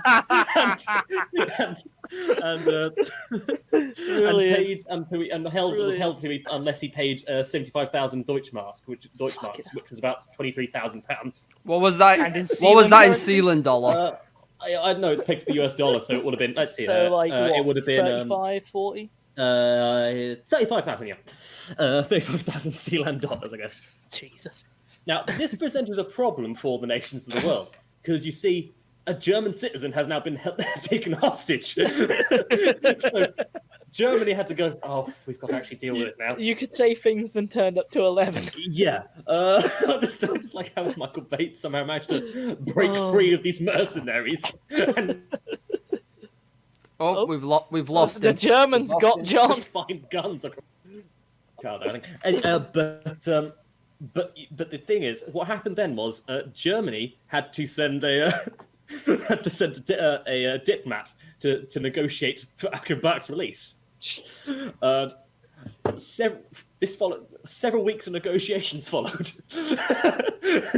I love it. Several weeks. It wasn't just the thing, it was several weeks. Just sat in Sealand, the Paddy Sealand Roy room. Bates was upset the fact his country that he invented was taken from him while he was in England, so he was not happy.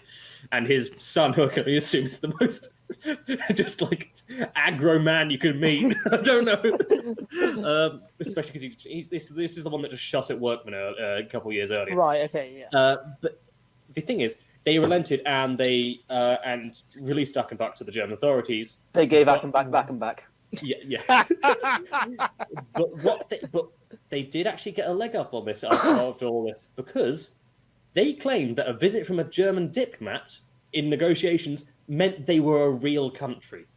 Oh my god! So this is all worked out for Paddy Roy Bates, apparently. The funny thing is, Achenbach didn't give up, and him and a guy called Gernot Putz established a government in exile, which is known as the Sealand Rebel Government, or Sealandic Rebel Government. That's in Germany. So he's obviously just as crazy as Paddy Roy Bates. Is that still a thing? I believe Achenbach is dead, but I think he is. Did he get killed by Michael? I think he just died of old age. By Master Bates. Yeah. He got killed by Major Bates. To try and prevent nonsense happening, in 1997, the Bates family revoked all Sealand passports, including those they themselves had issued over the past 22 years. At the time, there was thought to be about 150,000 in circulation. I've got no idea why there were this many. That's a lot. I'm assuming they got money for selling them. Yeah, I'm assuming that people had high hopes of them eventually becoming a tax haven and the like. So, And then the guy that I wanted it imagine to be a Achenbach tax haven got was- cooed. Oh, here we are.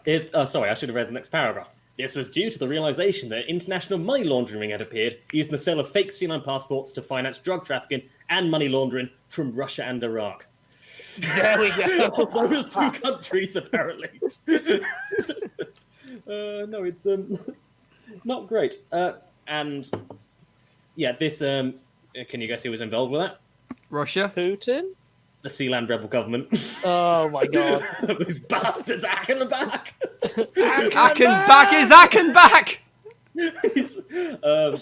But yeah, he like Achenbach kind of helped to partly run this, and he'd actually used fake Sealandic MAC immunity and as well as fake license plates. Just doing it to spite him at this point. I think he's just, yes, partly He's spite. I think mad. partly he still thinks he can actually win, and there's two idiots fighting over a useless naval platform in the middle of the ocean. Anyway, Whatever floats your... happened for a good long while. I can say, whatever floats your boat. Hey. Until 2006, where the top platform of HM4 Ruffs, or the Ruffs Tower, caught fire. Oh no! What will they do? Where will they get water from? How did you manage to catch fire when surrounded by the ocean? Well, you see, they hadn't established a proper fireman team yet. No. Anyway, Fire at it was an electrical Sealand. fault. Were they still living on Sealand? Well, I'll get into that. The Sealand squatters. The Royal Air Force helicopter Is that the managed to football team? got someone off the tower direct and took him straight to hospital. A local fire tug came and extinguished the fire. All damage was fixed by November, but it looked burned. Really Fire bad. does. Yeah, no, I mean it looked like a really serious fuck. Did anyone recommend inhaling the fumes to offset the burning effect? Did they or did they not make a nice ash smoothie out of its remains? Sealand. Tastes This like will make me TB. able to breathe Tasty. underwater. Oh, right, here we go. Basically, it was in 2007. Someone attempted to buy Sealand to basically to avoid copyright measures in Sweden. Can you guess which organisation Is this it was? IKEA? No, Wanted to be IKEA. The it was rebel. the Pirate Bay. Oh, They tried to buy them because basically Sweden's cracked down on copyright, so they had to look for operations elsewhere. And they kept, between 2000 and 2010, they kept offering them money to basically buy Sealand. They're offering, there was an asking price of 750 million euros or 62 million pounds, because they were obviously really keen to get this. I like it went from pirate radio to pirating just Yeah. shit on the internet. Yeah. Paddy Roy Bates ended up dying. I guess dying in office in 2012. Died in office. And in 2012, he was 91 at the time. Damn, that's good innings. Yeah, he Alzheimer's and horrible stuff for a couple of years. He was succeeded by his son Michael, who is now the head of state of Sealand. The madman, the mad diehard man. Technically, is now a prince because, well, the thing is, Sealand is a principality, so obviously they've gone the whole monarchy route. Yeah. So there was Prince Roy and his wife Princess Joanne, and the bloody Prince Regent. Anyway, it carried on like this, and it's basically Michael Bates is in late 2016. He basically told everyone that in these people that yes, we're getting hundreds of applications for passports every day. So this might be that people are doing it for a laugh because they just found out more about it, or it's back to money laundering. Both. Yes. Anyway, now. Fantastic. Tell us about Bulgonia or whatever it's called. I'll just quickly say the problem is what Sealand's nonsense international wars came to an end in 1987 because we extended our territorial waters from 3 to 12 nautical miles, so well in their range. Yeah, feels a bit like cheating, doesn't it? It does. Only so we could get Sealand because it's so valuable. Yeah. Oh well, the great thing is they've got a whole. Their constitution gave them their independence, and they dealt with constitutional monarchy, empowerment of government bureau. They were going to appoint a senate. There's a tribunal, a prescription against the bearing of arms except by members of a designated Sealand Guard. And yes, it's all predatory. Anyway, I am the Sealand Senate. But yeah, Is this treason, Ackenbacker? They do claim to have official national athletes and the like. Oh, it's a shame he wasn't Admiral Ackenbacker. Oh god. It's a trap. Football. And yes, it is. It still goes as is. But yeah, it's still technically going, which is good because most micronations tend to fall real quick from government turmoil. Is that? I will say the Conch Republic still exists. I think Sealand's the only one where they've attempted to have basically a civil war in the middle of it. Sealand Civil War. Anyone any attempt of a coup? Anyway, I love the fact that they've made enough money. Sorry, I love the fact they've made enough money to hire mercenaries for the Civil War. Yeah, that's all that drug. It's all that drug trafficking money. All that drug trafficking money. But yes, I want to hear about the next one. The next principality. Yes, it had a very fun name. The Principality of Outer Baldonia. Outer Baldonia. Where's Inner Baldonia? That's slightly close to the coast. What? No. Basically, what? I think that's backwards. Inner. It's closer to the coast. Is it? Anyway. Surely inner is inland. Surely. Inner Bulgaria is not closer to the sea to Outer Bulgaria. Baldonia is on an island out to sea, so therefore Inner Baldonia is closer to the coast than Outer Baldonia. On the mainland, I guess. Right, because the coast is part of the inland. I got you. A lot of these will be islands. That's the thing. I think because they just thought they could get away with it if no one could have watched them. It's a lot of good nonsense with Principality of Outer Baldonia. I'll get the script of actually what happened up here. Basically, in the it's on this. I've got 3 different things here. What happened with Outer Baldonia is there was once upon a time back in this was the 1940s, I believe. Yeah, Outer Baldonia was folded in Principality of Outer Baldonia. Sorry, I've got to give it the full bloody title, especially for the nonsense that happens here. It was founded in 1949 by a man called Russell Arundel, who at the time, funnily enough, worked for the Pepsi Cola company. Oh God, is this where the Navy ended up? No, God, no. Can you imagine? No, but there is a funny thing involved in the Navy. Anyway. Oh God. He was an avid fisherman, and why a fisherman again? This is this the dream of fishermen to have their own all nation? Fishermen eventually develop a micronation. Outer Baldonia is fishermen nation. Seriously, I'm not even kidding. Give me a minute. Anyway, but he was attending the International Tuna Cup in Tuna Cup match in Nova Scotia when he basically happened on a really small, a tiny rock. It's 4 acres. And this was called Outer Bald Tusk Island. This was it's a pretty awful island. It's treeless, completely treeless, harsh, depopulated, nothing on it. The key thing about it is smack dab in what was at the time some of the world's best tuna fishing waters. Tuna is good. There's tuna in them waters. As a fisherman, this guy thought, okay, I need to set something up here because this would be a great place to have like a little hut or something just to stay in. Anyway, and he bought the island for $750. That's cheap the as time. shit for land. It was 1949. That's a lot of money for land. Never seen a man do a swifty U-turn. $949. If I do, it would be. Oh, to be fair, it's cheap as hell because that is about eight grand in US dollars today. Anyway, That is not a lot. So it is cheap. Yeah, it's cheap. It's 4 acres, but it's I could afford that. Yes, it's a tiny pissing island in the middle of nowhere, which has just got great tuna fishing. Anyway, he built a 20 by 30 foot stone lodge at the crest of the island.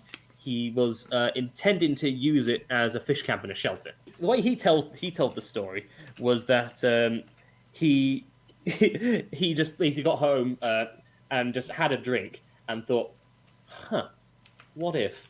And he decided, and he All then, best plans come from yeah, that. no, exactly. That is the thing. True. Here's an actual quote from him actually, because he did write a book. Yeah, it's fine. He decided, him and his friends got drunk, ended up on the island, and decided, okay, we're establishing our own country. They called it the Principality of Outer Boldonia, as I said, and it was basically they wanted to establish a place where men could be men, fish could be fish, and society could be finally seen as right and ideal A form. fish not being the two fished. genders, men and fish. Yeah, he titled himself Prince of Princes and drafted a Declaration of Independence. Oh, brilliant! Yes. That's fantastic. No, this guy really went in for it. He is Freddy Roberts has got nothing on. Hey, on in for a penny, in for a pound, I guess. Yeah. He drafted the I'm Declaration of now Independence. waiting for Matt to do the same when he gets massively wasted. Would you like I me just to talk read? about bagels. Yeah, it basically said the political pretensions were basically all citizens of the Principality who caught a bluefin tuna and paid a $50 fee were accorded the rank of prince. Ranks of the prince limited to 100. He was Prince of Princes.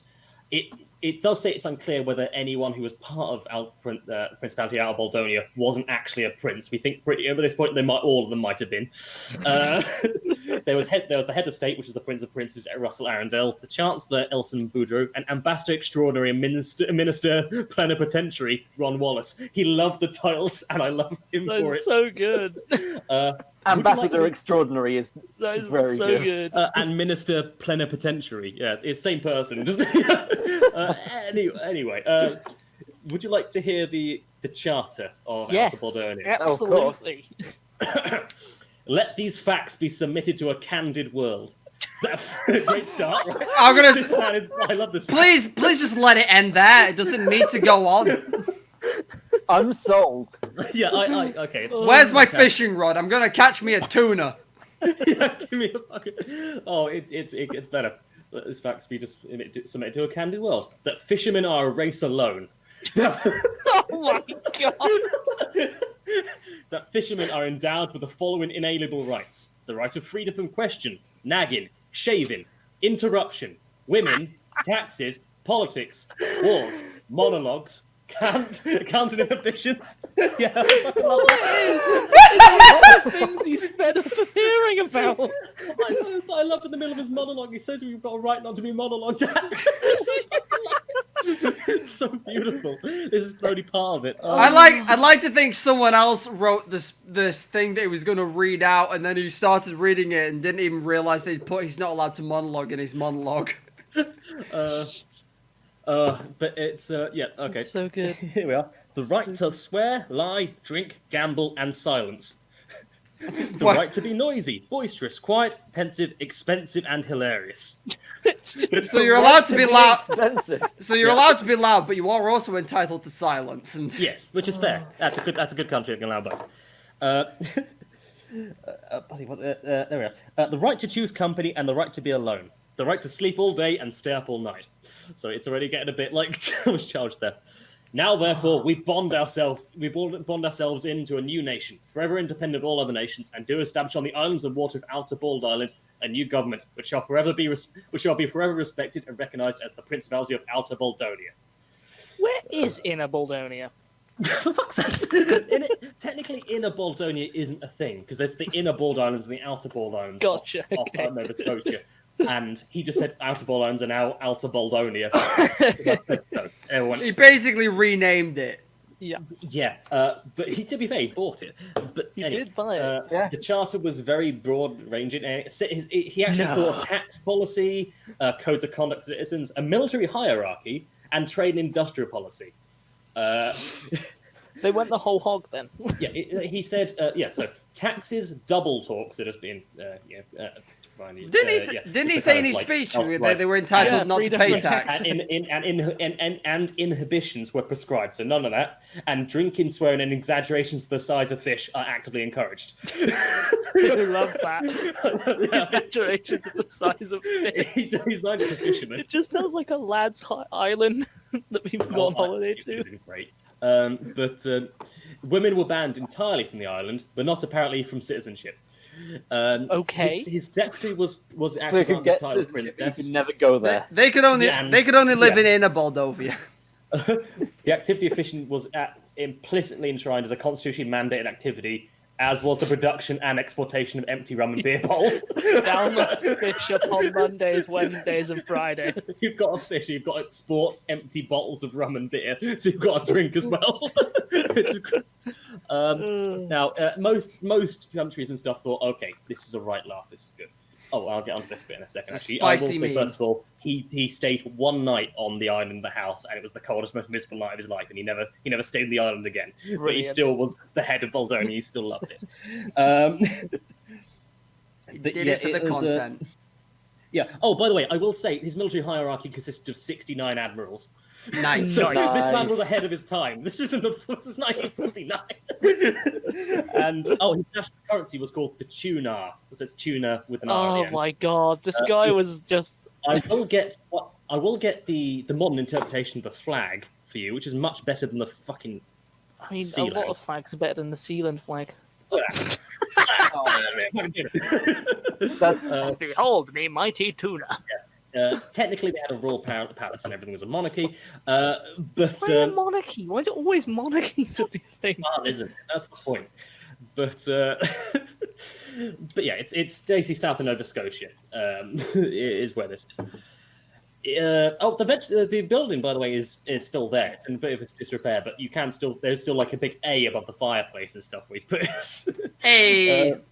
Anyway.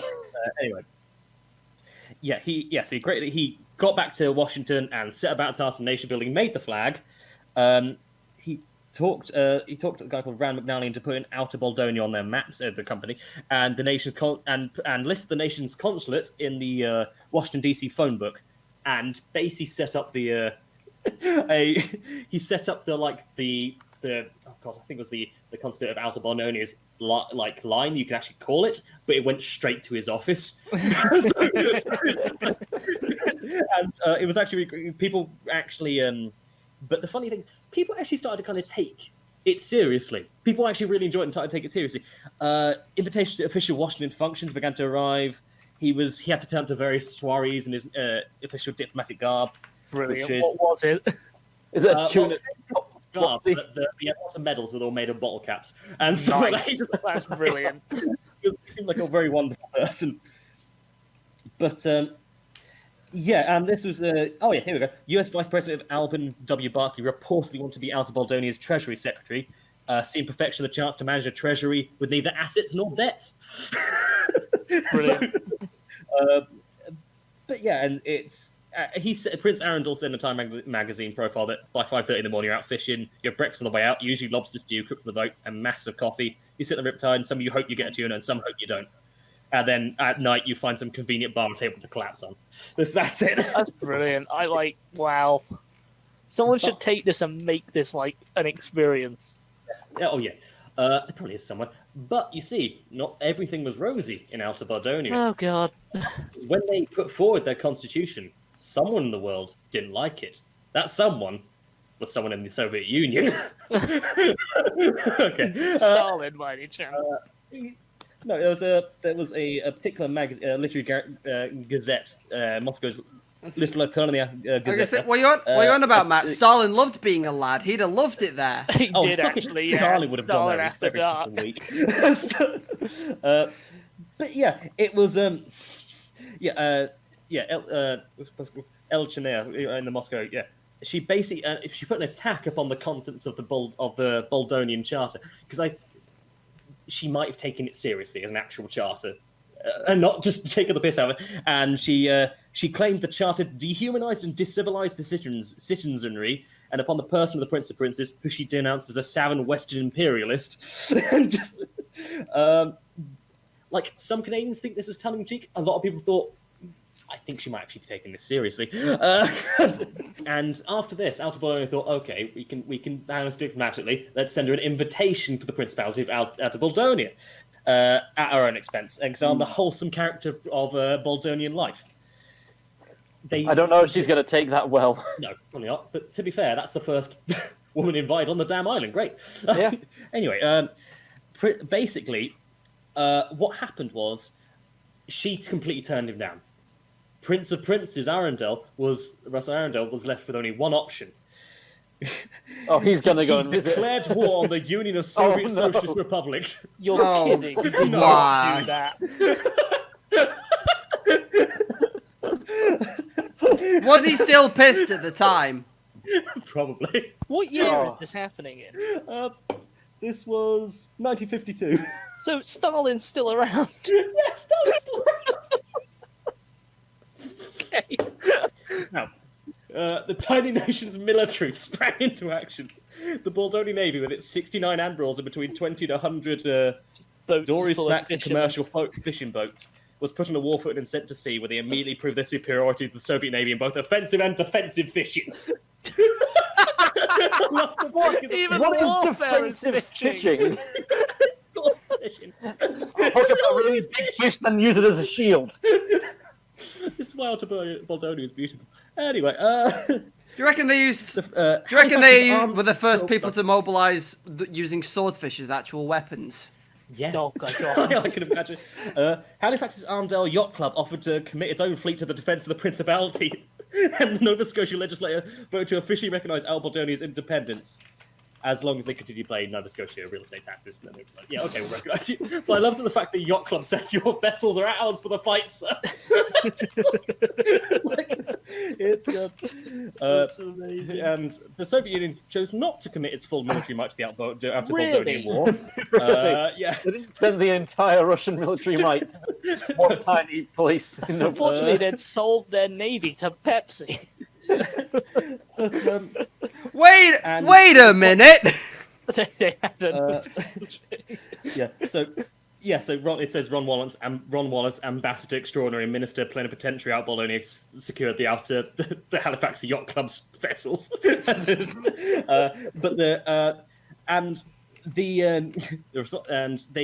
didn't not want to challenge the Baldonian Navy. Apparently, they just Soviets issued a series of condemnations to their various press outlets, and it was Stalin probably thought this was hilarious.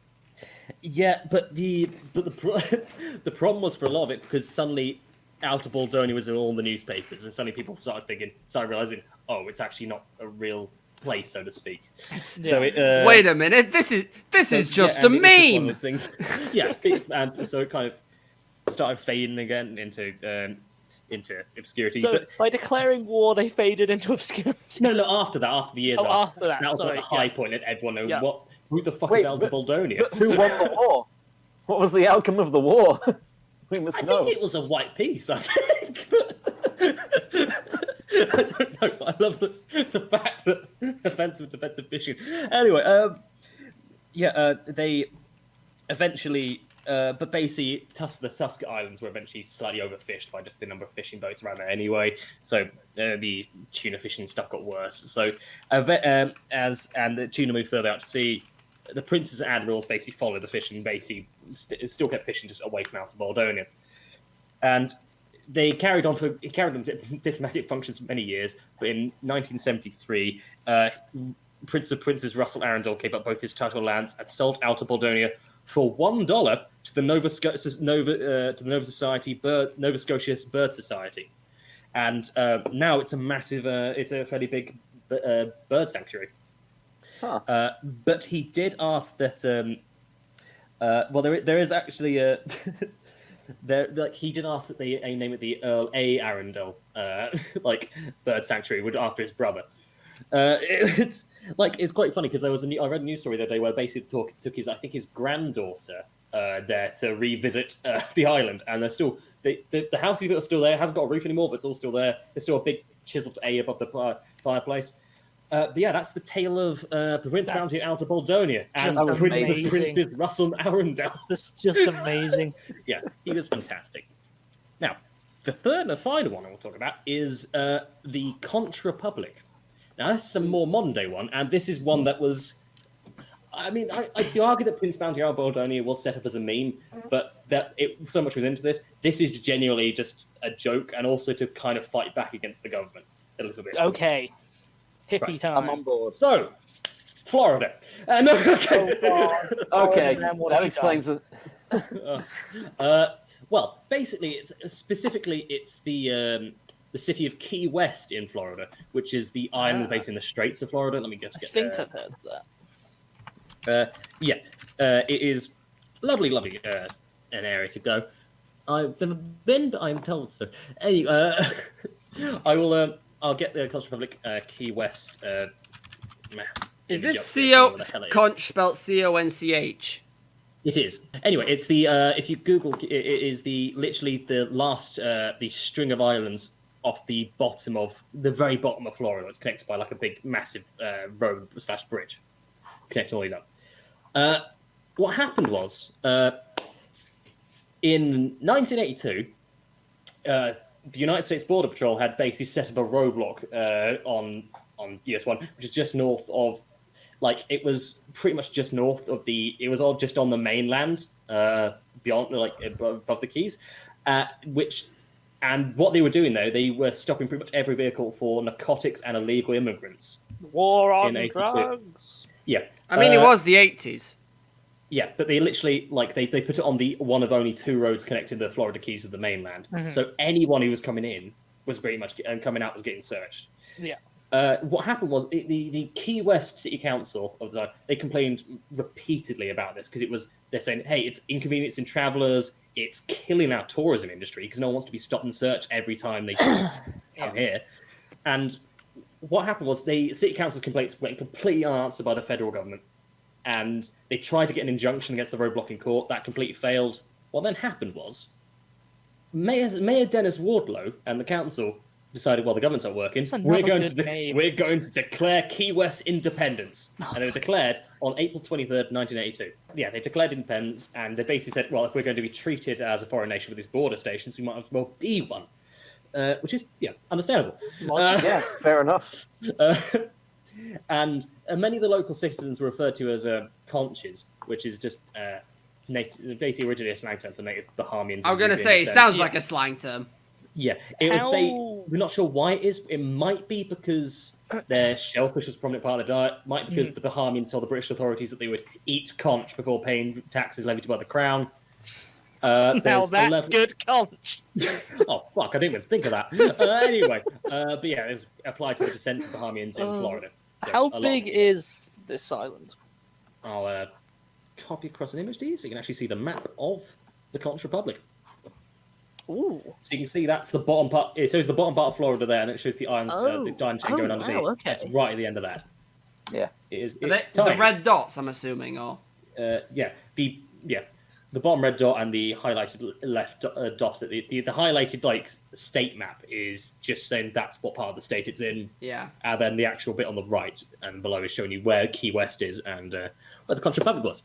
So yeah, as many of the local citizens were referred to as Conches, the nation took the name of the Conch Republic. Mayor Wardlow was proclaimed Prime Minister of the Republic, and then they immediately declared war against the United States. Oh wow! And to do this, they Okay, can we just take a step back and be? Two of these micronations have immediately declared war on world powers. It's the only way to get recognised, Matt. You've got to start strong. Look, if you do it, you're basically hoping that another major nation will join your side. Exactly. Yeah. You just as we all know, to assert authority, you beat up the biggest person in the playground. And hopefully Senpai will notice me. Exactly. It's Notice me, Senpai Russia. And also, you've got to do the whole thing of like, but what if I win though? Yeah. Late night at the bar. You've just heard about What if? Outer Baldonia and how they created a nation. Like, what if? Yeah, it was. Just sit there, look up at the thing and think, that could be me. I will say one other thing about Outer Baldonia, that most of the surrounding towns in the on the coastline were actually massively in favour of it. They loved it. They thought it was great. It's just lads going away for a weekend to Outer Baldonia. It's just me and 69 admirals. Just me and the boys. Nice. Declaring war on the Soviet Union. Anyway. Mad summer holidays. Yeah, but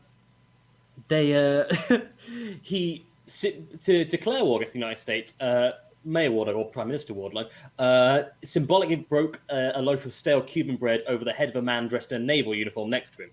Okay. Look, stale bread is lethal. Yeah.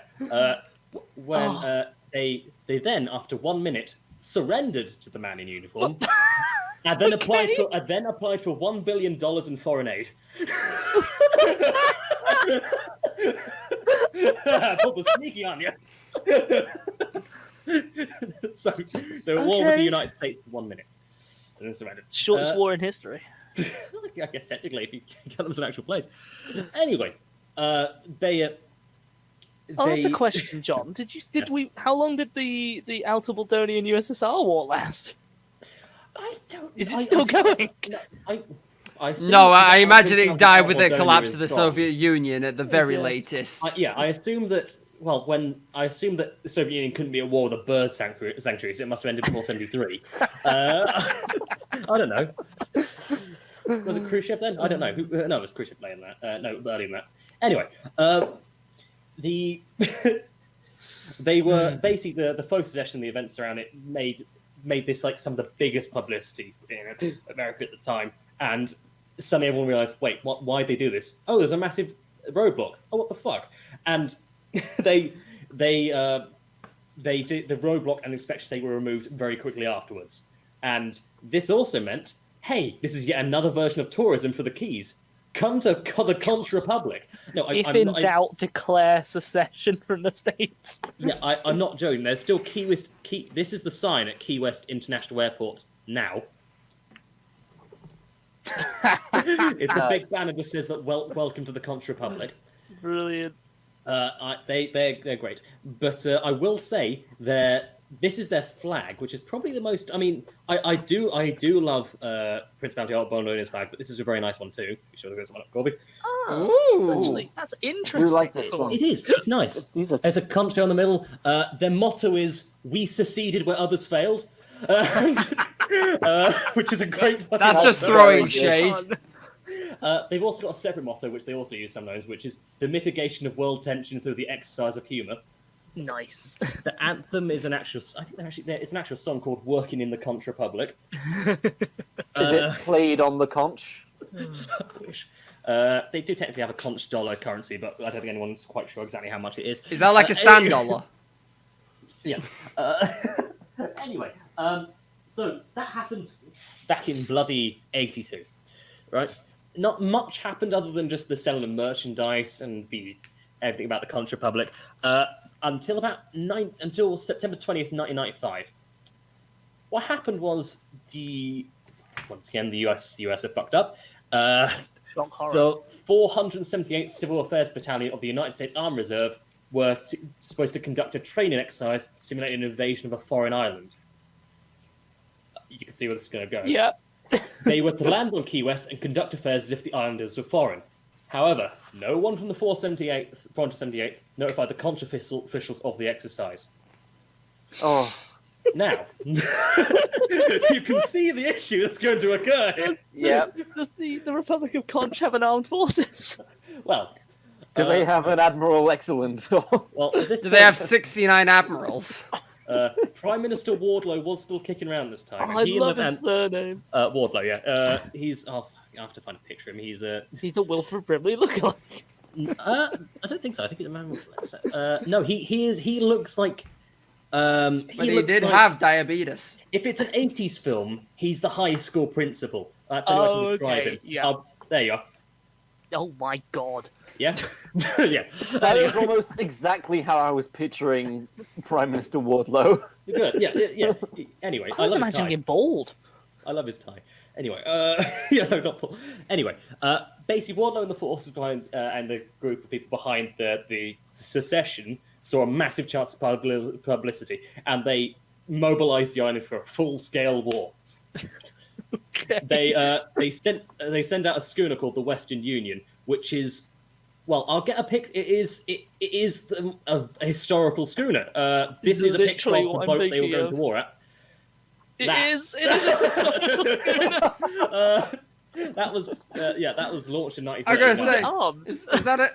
Well. Did they deploy a fucking galleus? What the fuck is this? She's the last. She's still around. She's the last surviving authentic working tall ship built in Florida. It was. She survived the war.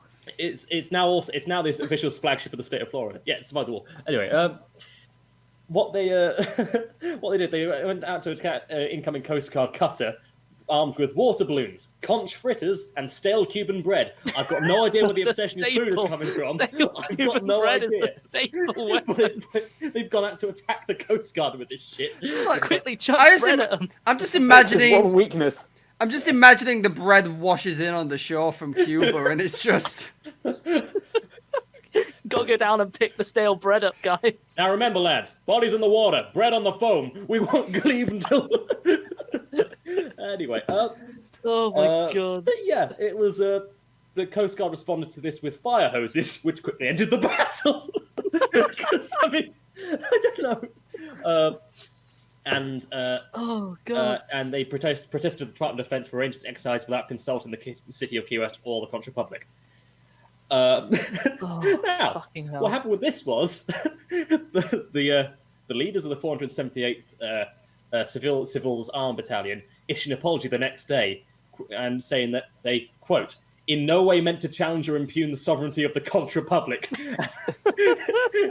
They then submitted to a surrender ceremony on September 22nd. Oh fucking hell. Them Cuban croutons were too much. So this is just, I love that this is just a massive practical joke, basically, everyone involved. But it's basically been used as a very good method of just messing around with the government to get their way. So that was, yeah, they and later that year there was a big federal government shutdown going between 1995 and 1996 across that.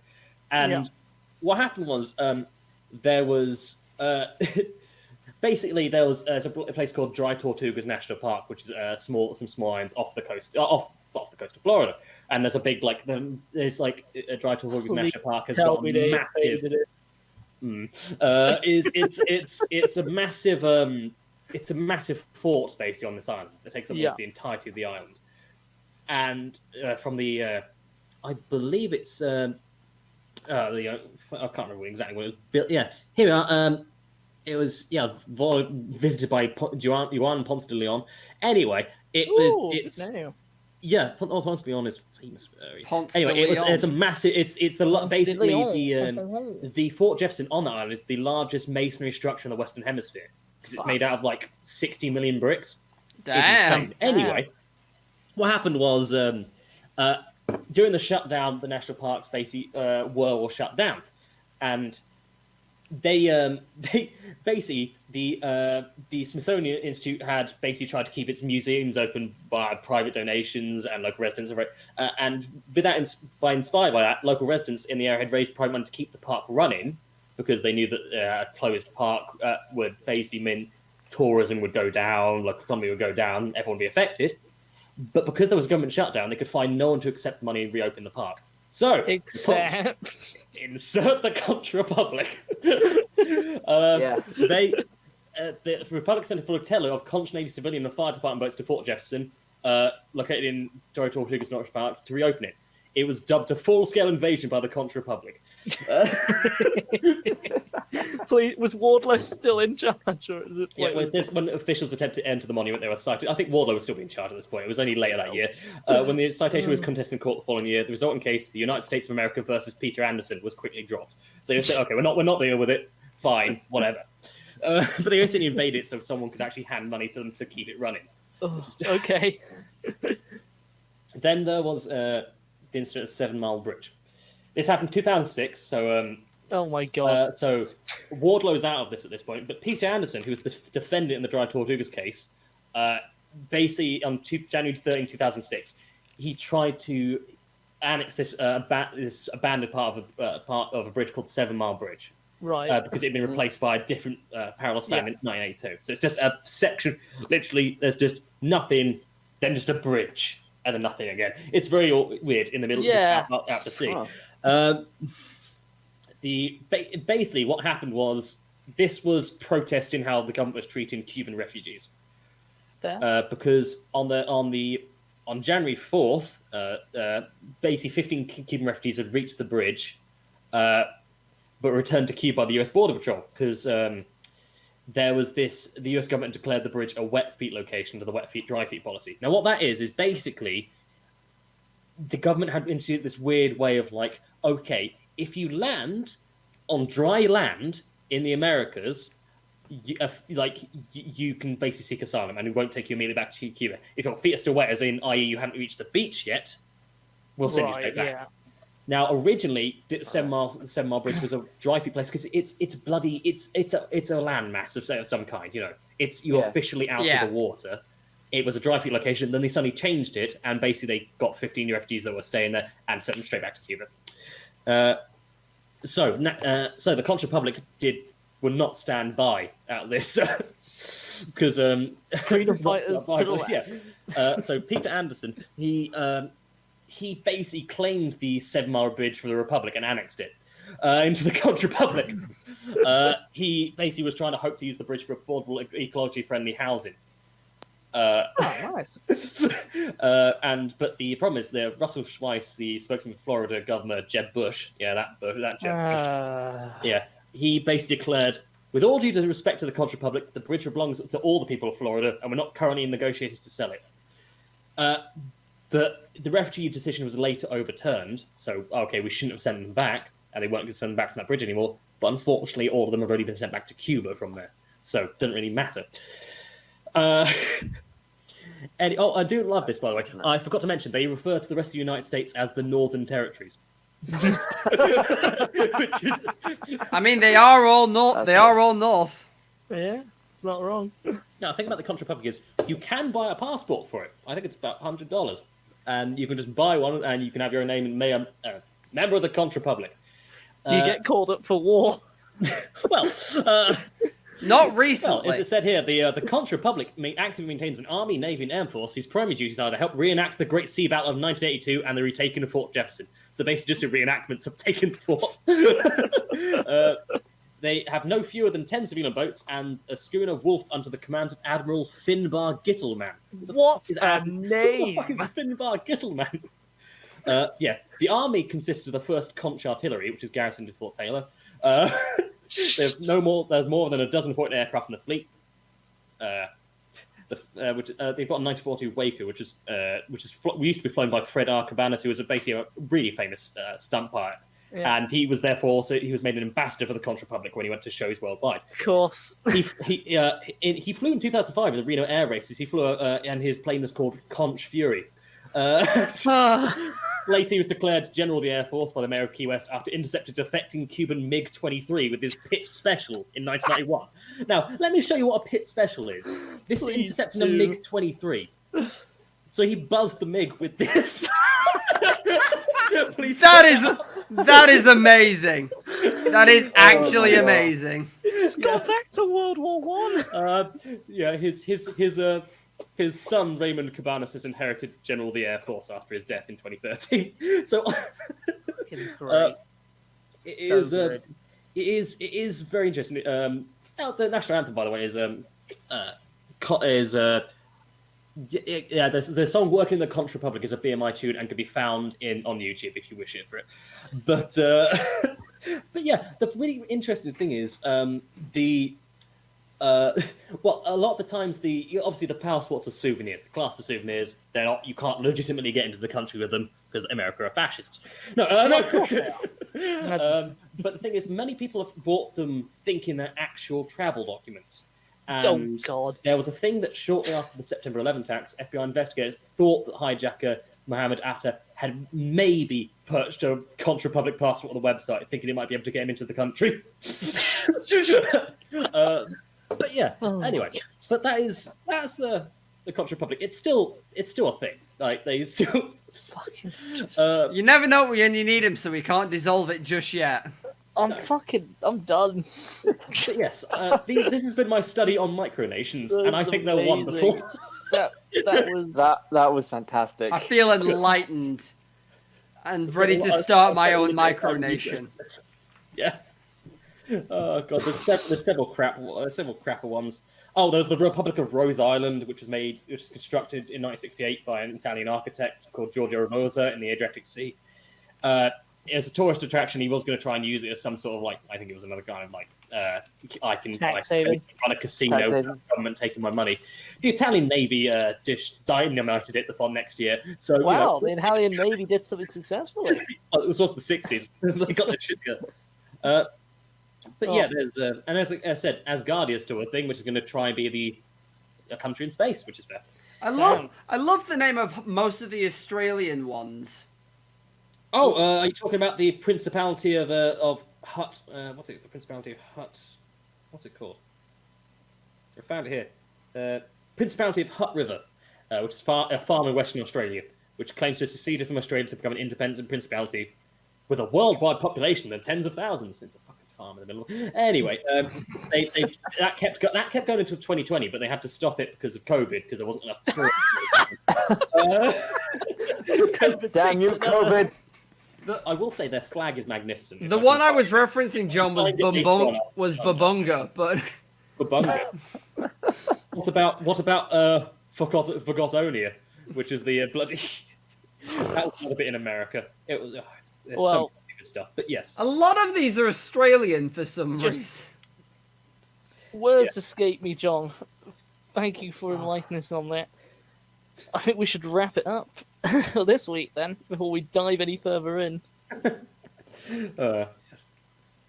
Right, you lads want to plug your stuff? Well, for anyone unaware, we do now have a Twitter. So, F versus F, at F versus F official, capital F's there. The F versus F, Will not they the be able to official. find pictures related to the episode there if they're not watching on YouTube? Yeah, why not? Good. We'll get round to that at some point. Anyway, yes. I mean, if you guys want to put them up, feel free. I'm the only one posting. it's the same. I see this. We can talk about that after. Oh, that's a good flag.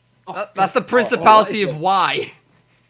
Is it called the Principality of Y? W-Y, it's spelled. It's like the UK somehow cut Spain and the Byzantium Empire into one flag. Why does it look like a shit Yeah. Brexit flag? Oh, it does a bit. Brexit was shit anyway, Matt, but... Anyway... You know what's not shit? Tom's YouTube channel. Oh, they should call it. I was gonna say, speaking of Twitter, but yeah, we'll do that one first. What the fuck was it? I had the joke. Us Vida saying or whatever the fuck it, goodbye. Anyway. Me and Tom need to plug ourselves. Do. Please rephrase that statement. Bathtubs of men. Anyway, as Tom mentioned I have a YouTube channel, which is Tom H. Jordan, where I do vlogs and occasional skits and things. And I have a Twitter, which I'm trying to be more active on, which is @randomjot. All those Bake Off tweets are quality content, Tom. Yeah, if you want to see me live tweeting episodes of the Great British Bake Off, then which may or may not be over by the time that this goes out It's to feed. almost certainly going to be over by the time this goes out. Speaking of things that'll... Oh, wait, I don't know if you've got anything else to plug before I do mine. No, that was it. Don't you have your comics to plug? Oh yeah, I also have a Facebook page called Random Jot Comics, where you can read the comics that I've done there, just for free on Facebook there. I like how I know your plugs better than I know my own. He's not a boy, he's a man. Anyway, but he's What was that, John? I just said that, yeah, they're completely free. He's a talented young boy. Oh wait, he's not a boy, he's a man. And then it's left at that. He's a talented young man. And as I say, I know his plugs better than him, though. Yeah. Well, I like to leave you some guys mystery. are often plugging I'm together. not going to so- give you everything. You can find. I'll give you some things, and then find the rest on your own. He's going to tease you. Yeah. Well, I have a YouTube channel, which is links on the thing, so I can never remember it. You can find me at Gaius Nix, though. That's GUIAS NYX. All one word. You can also find me at that on Twitter, and you can find me at Gaius_Nix on Twitch. This is going to be like dating the thing, but just like 10 minutes ago, I released my first episode of Higurashi, so that's going to go over well, hopefully. For the spooky month, which is definitely when this thing is coming out. You know what my thought process for this was? Like, oh, it's near Halloween. I should do a spooky episode. And then as I was sitting down, the team was like, hang on a minute. This is going to go out way. If anything, Matt, this is probably the Christmas episode. We tend to be roughly just over a month ahead. So yeah, this is probably like November/December. Something like that. Yeah. Anyway, John, would you like to take us out? Please make my muscles in my feet turn to jelly. All right. Give me a feather duster and like 5 tubs of blue. Anyway, 5 tubs? I don't know. I thought you said 5 types, to which I was about to be confused at the types Anyway, of lube. I will say one thing. If I thought it would get here in time, I would have ordered a Conch Republic passport. It wouldn't have got here in time. Anyway, I'm going to talk about this weird fact. The fact that no one's quite 100% sure who actually invented the fire hydrant. The main reason why is because the patent for the fire hydrant was destroyed. By a fire. Oh my god! There was a massive amazing. fire at the US Patent Office in the 19th century. So hundreds of records have been destroyed. But obviously, no. Well, someone might know somewhere, but the patent for it is gone. This is arguably as bad as the burning of the library of Alexandria. He saved so many, but could not save himself. Oh, fucking brilliant. Right. Good night, everybody. Aw. And may your records not be destroyed in a fire. May Conch be with you.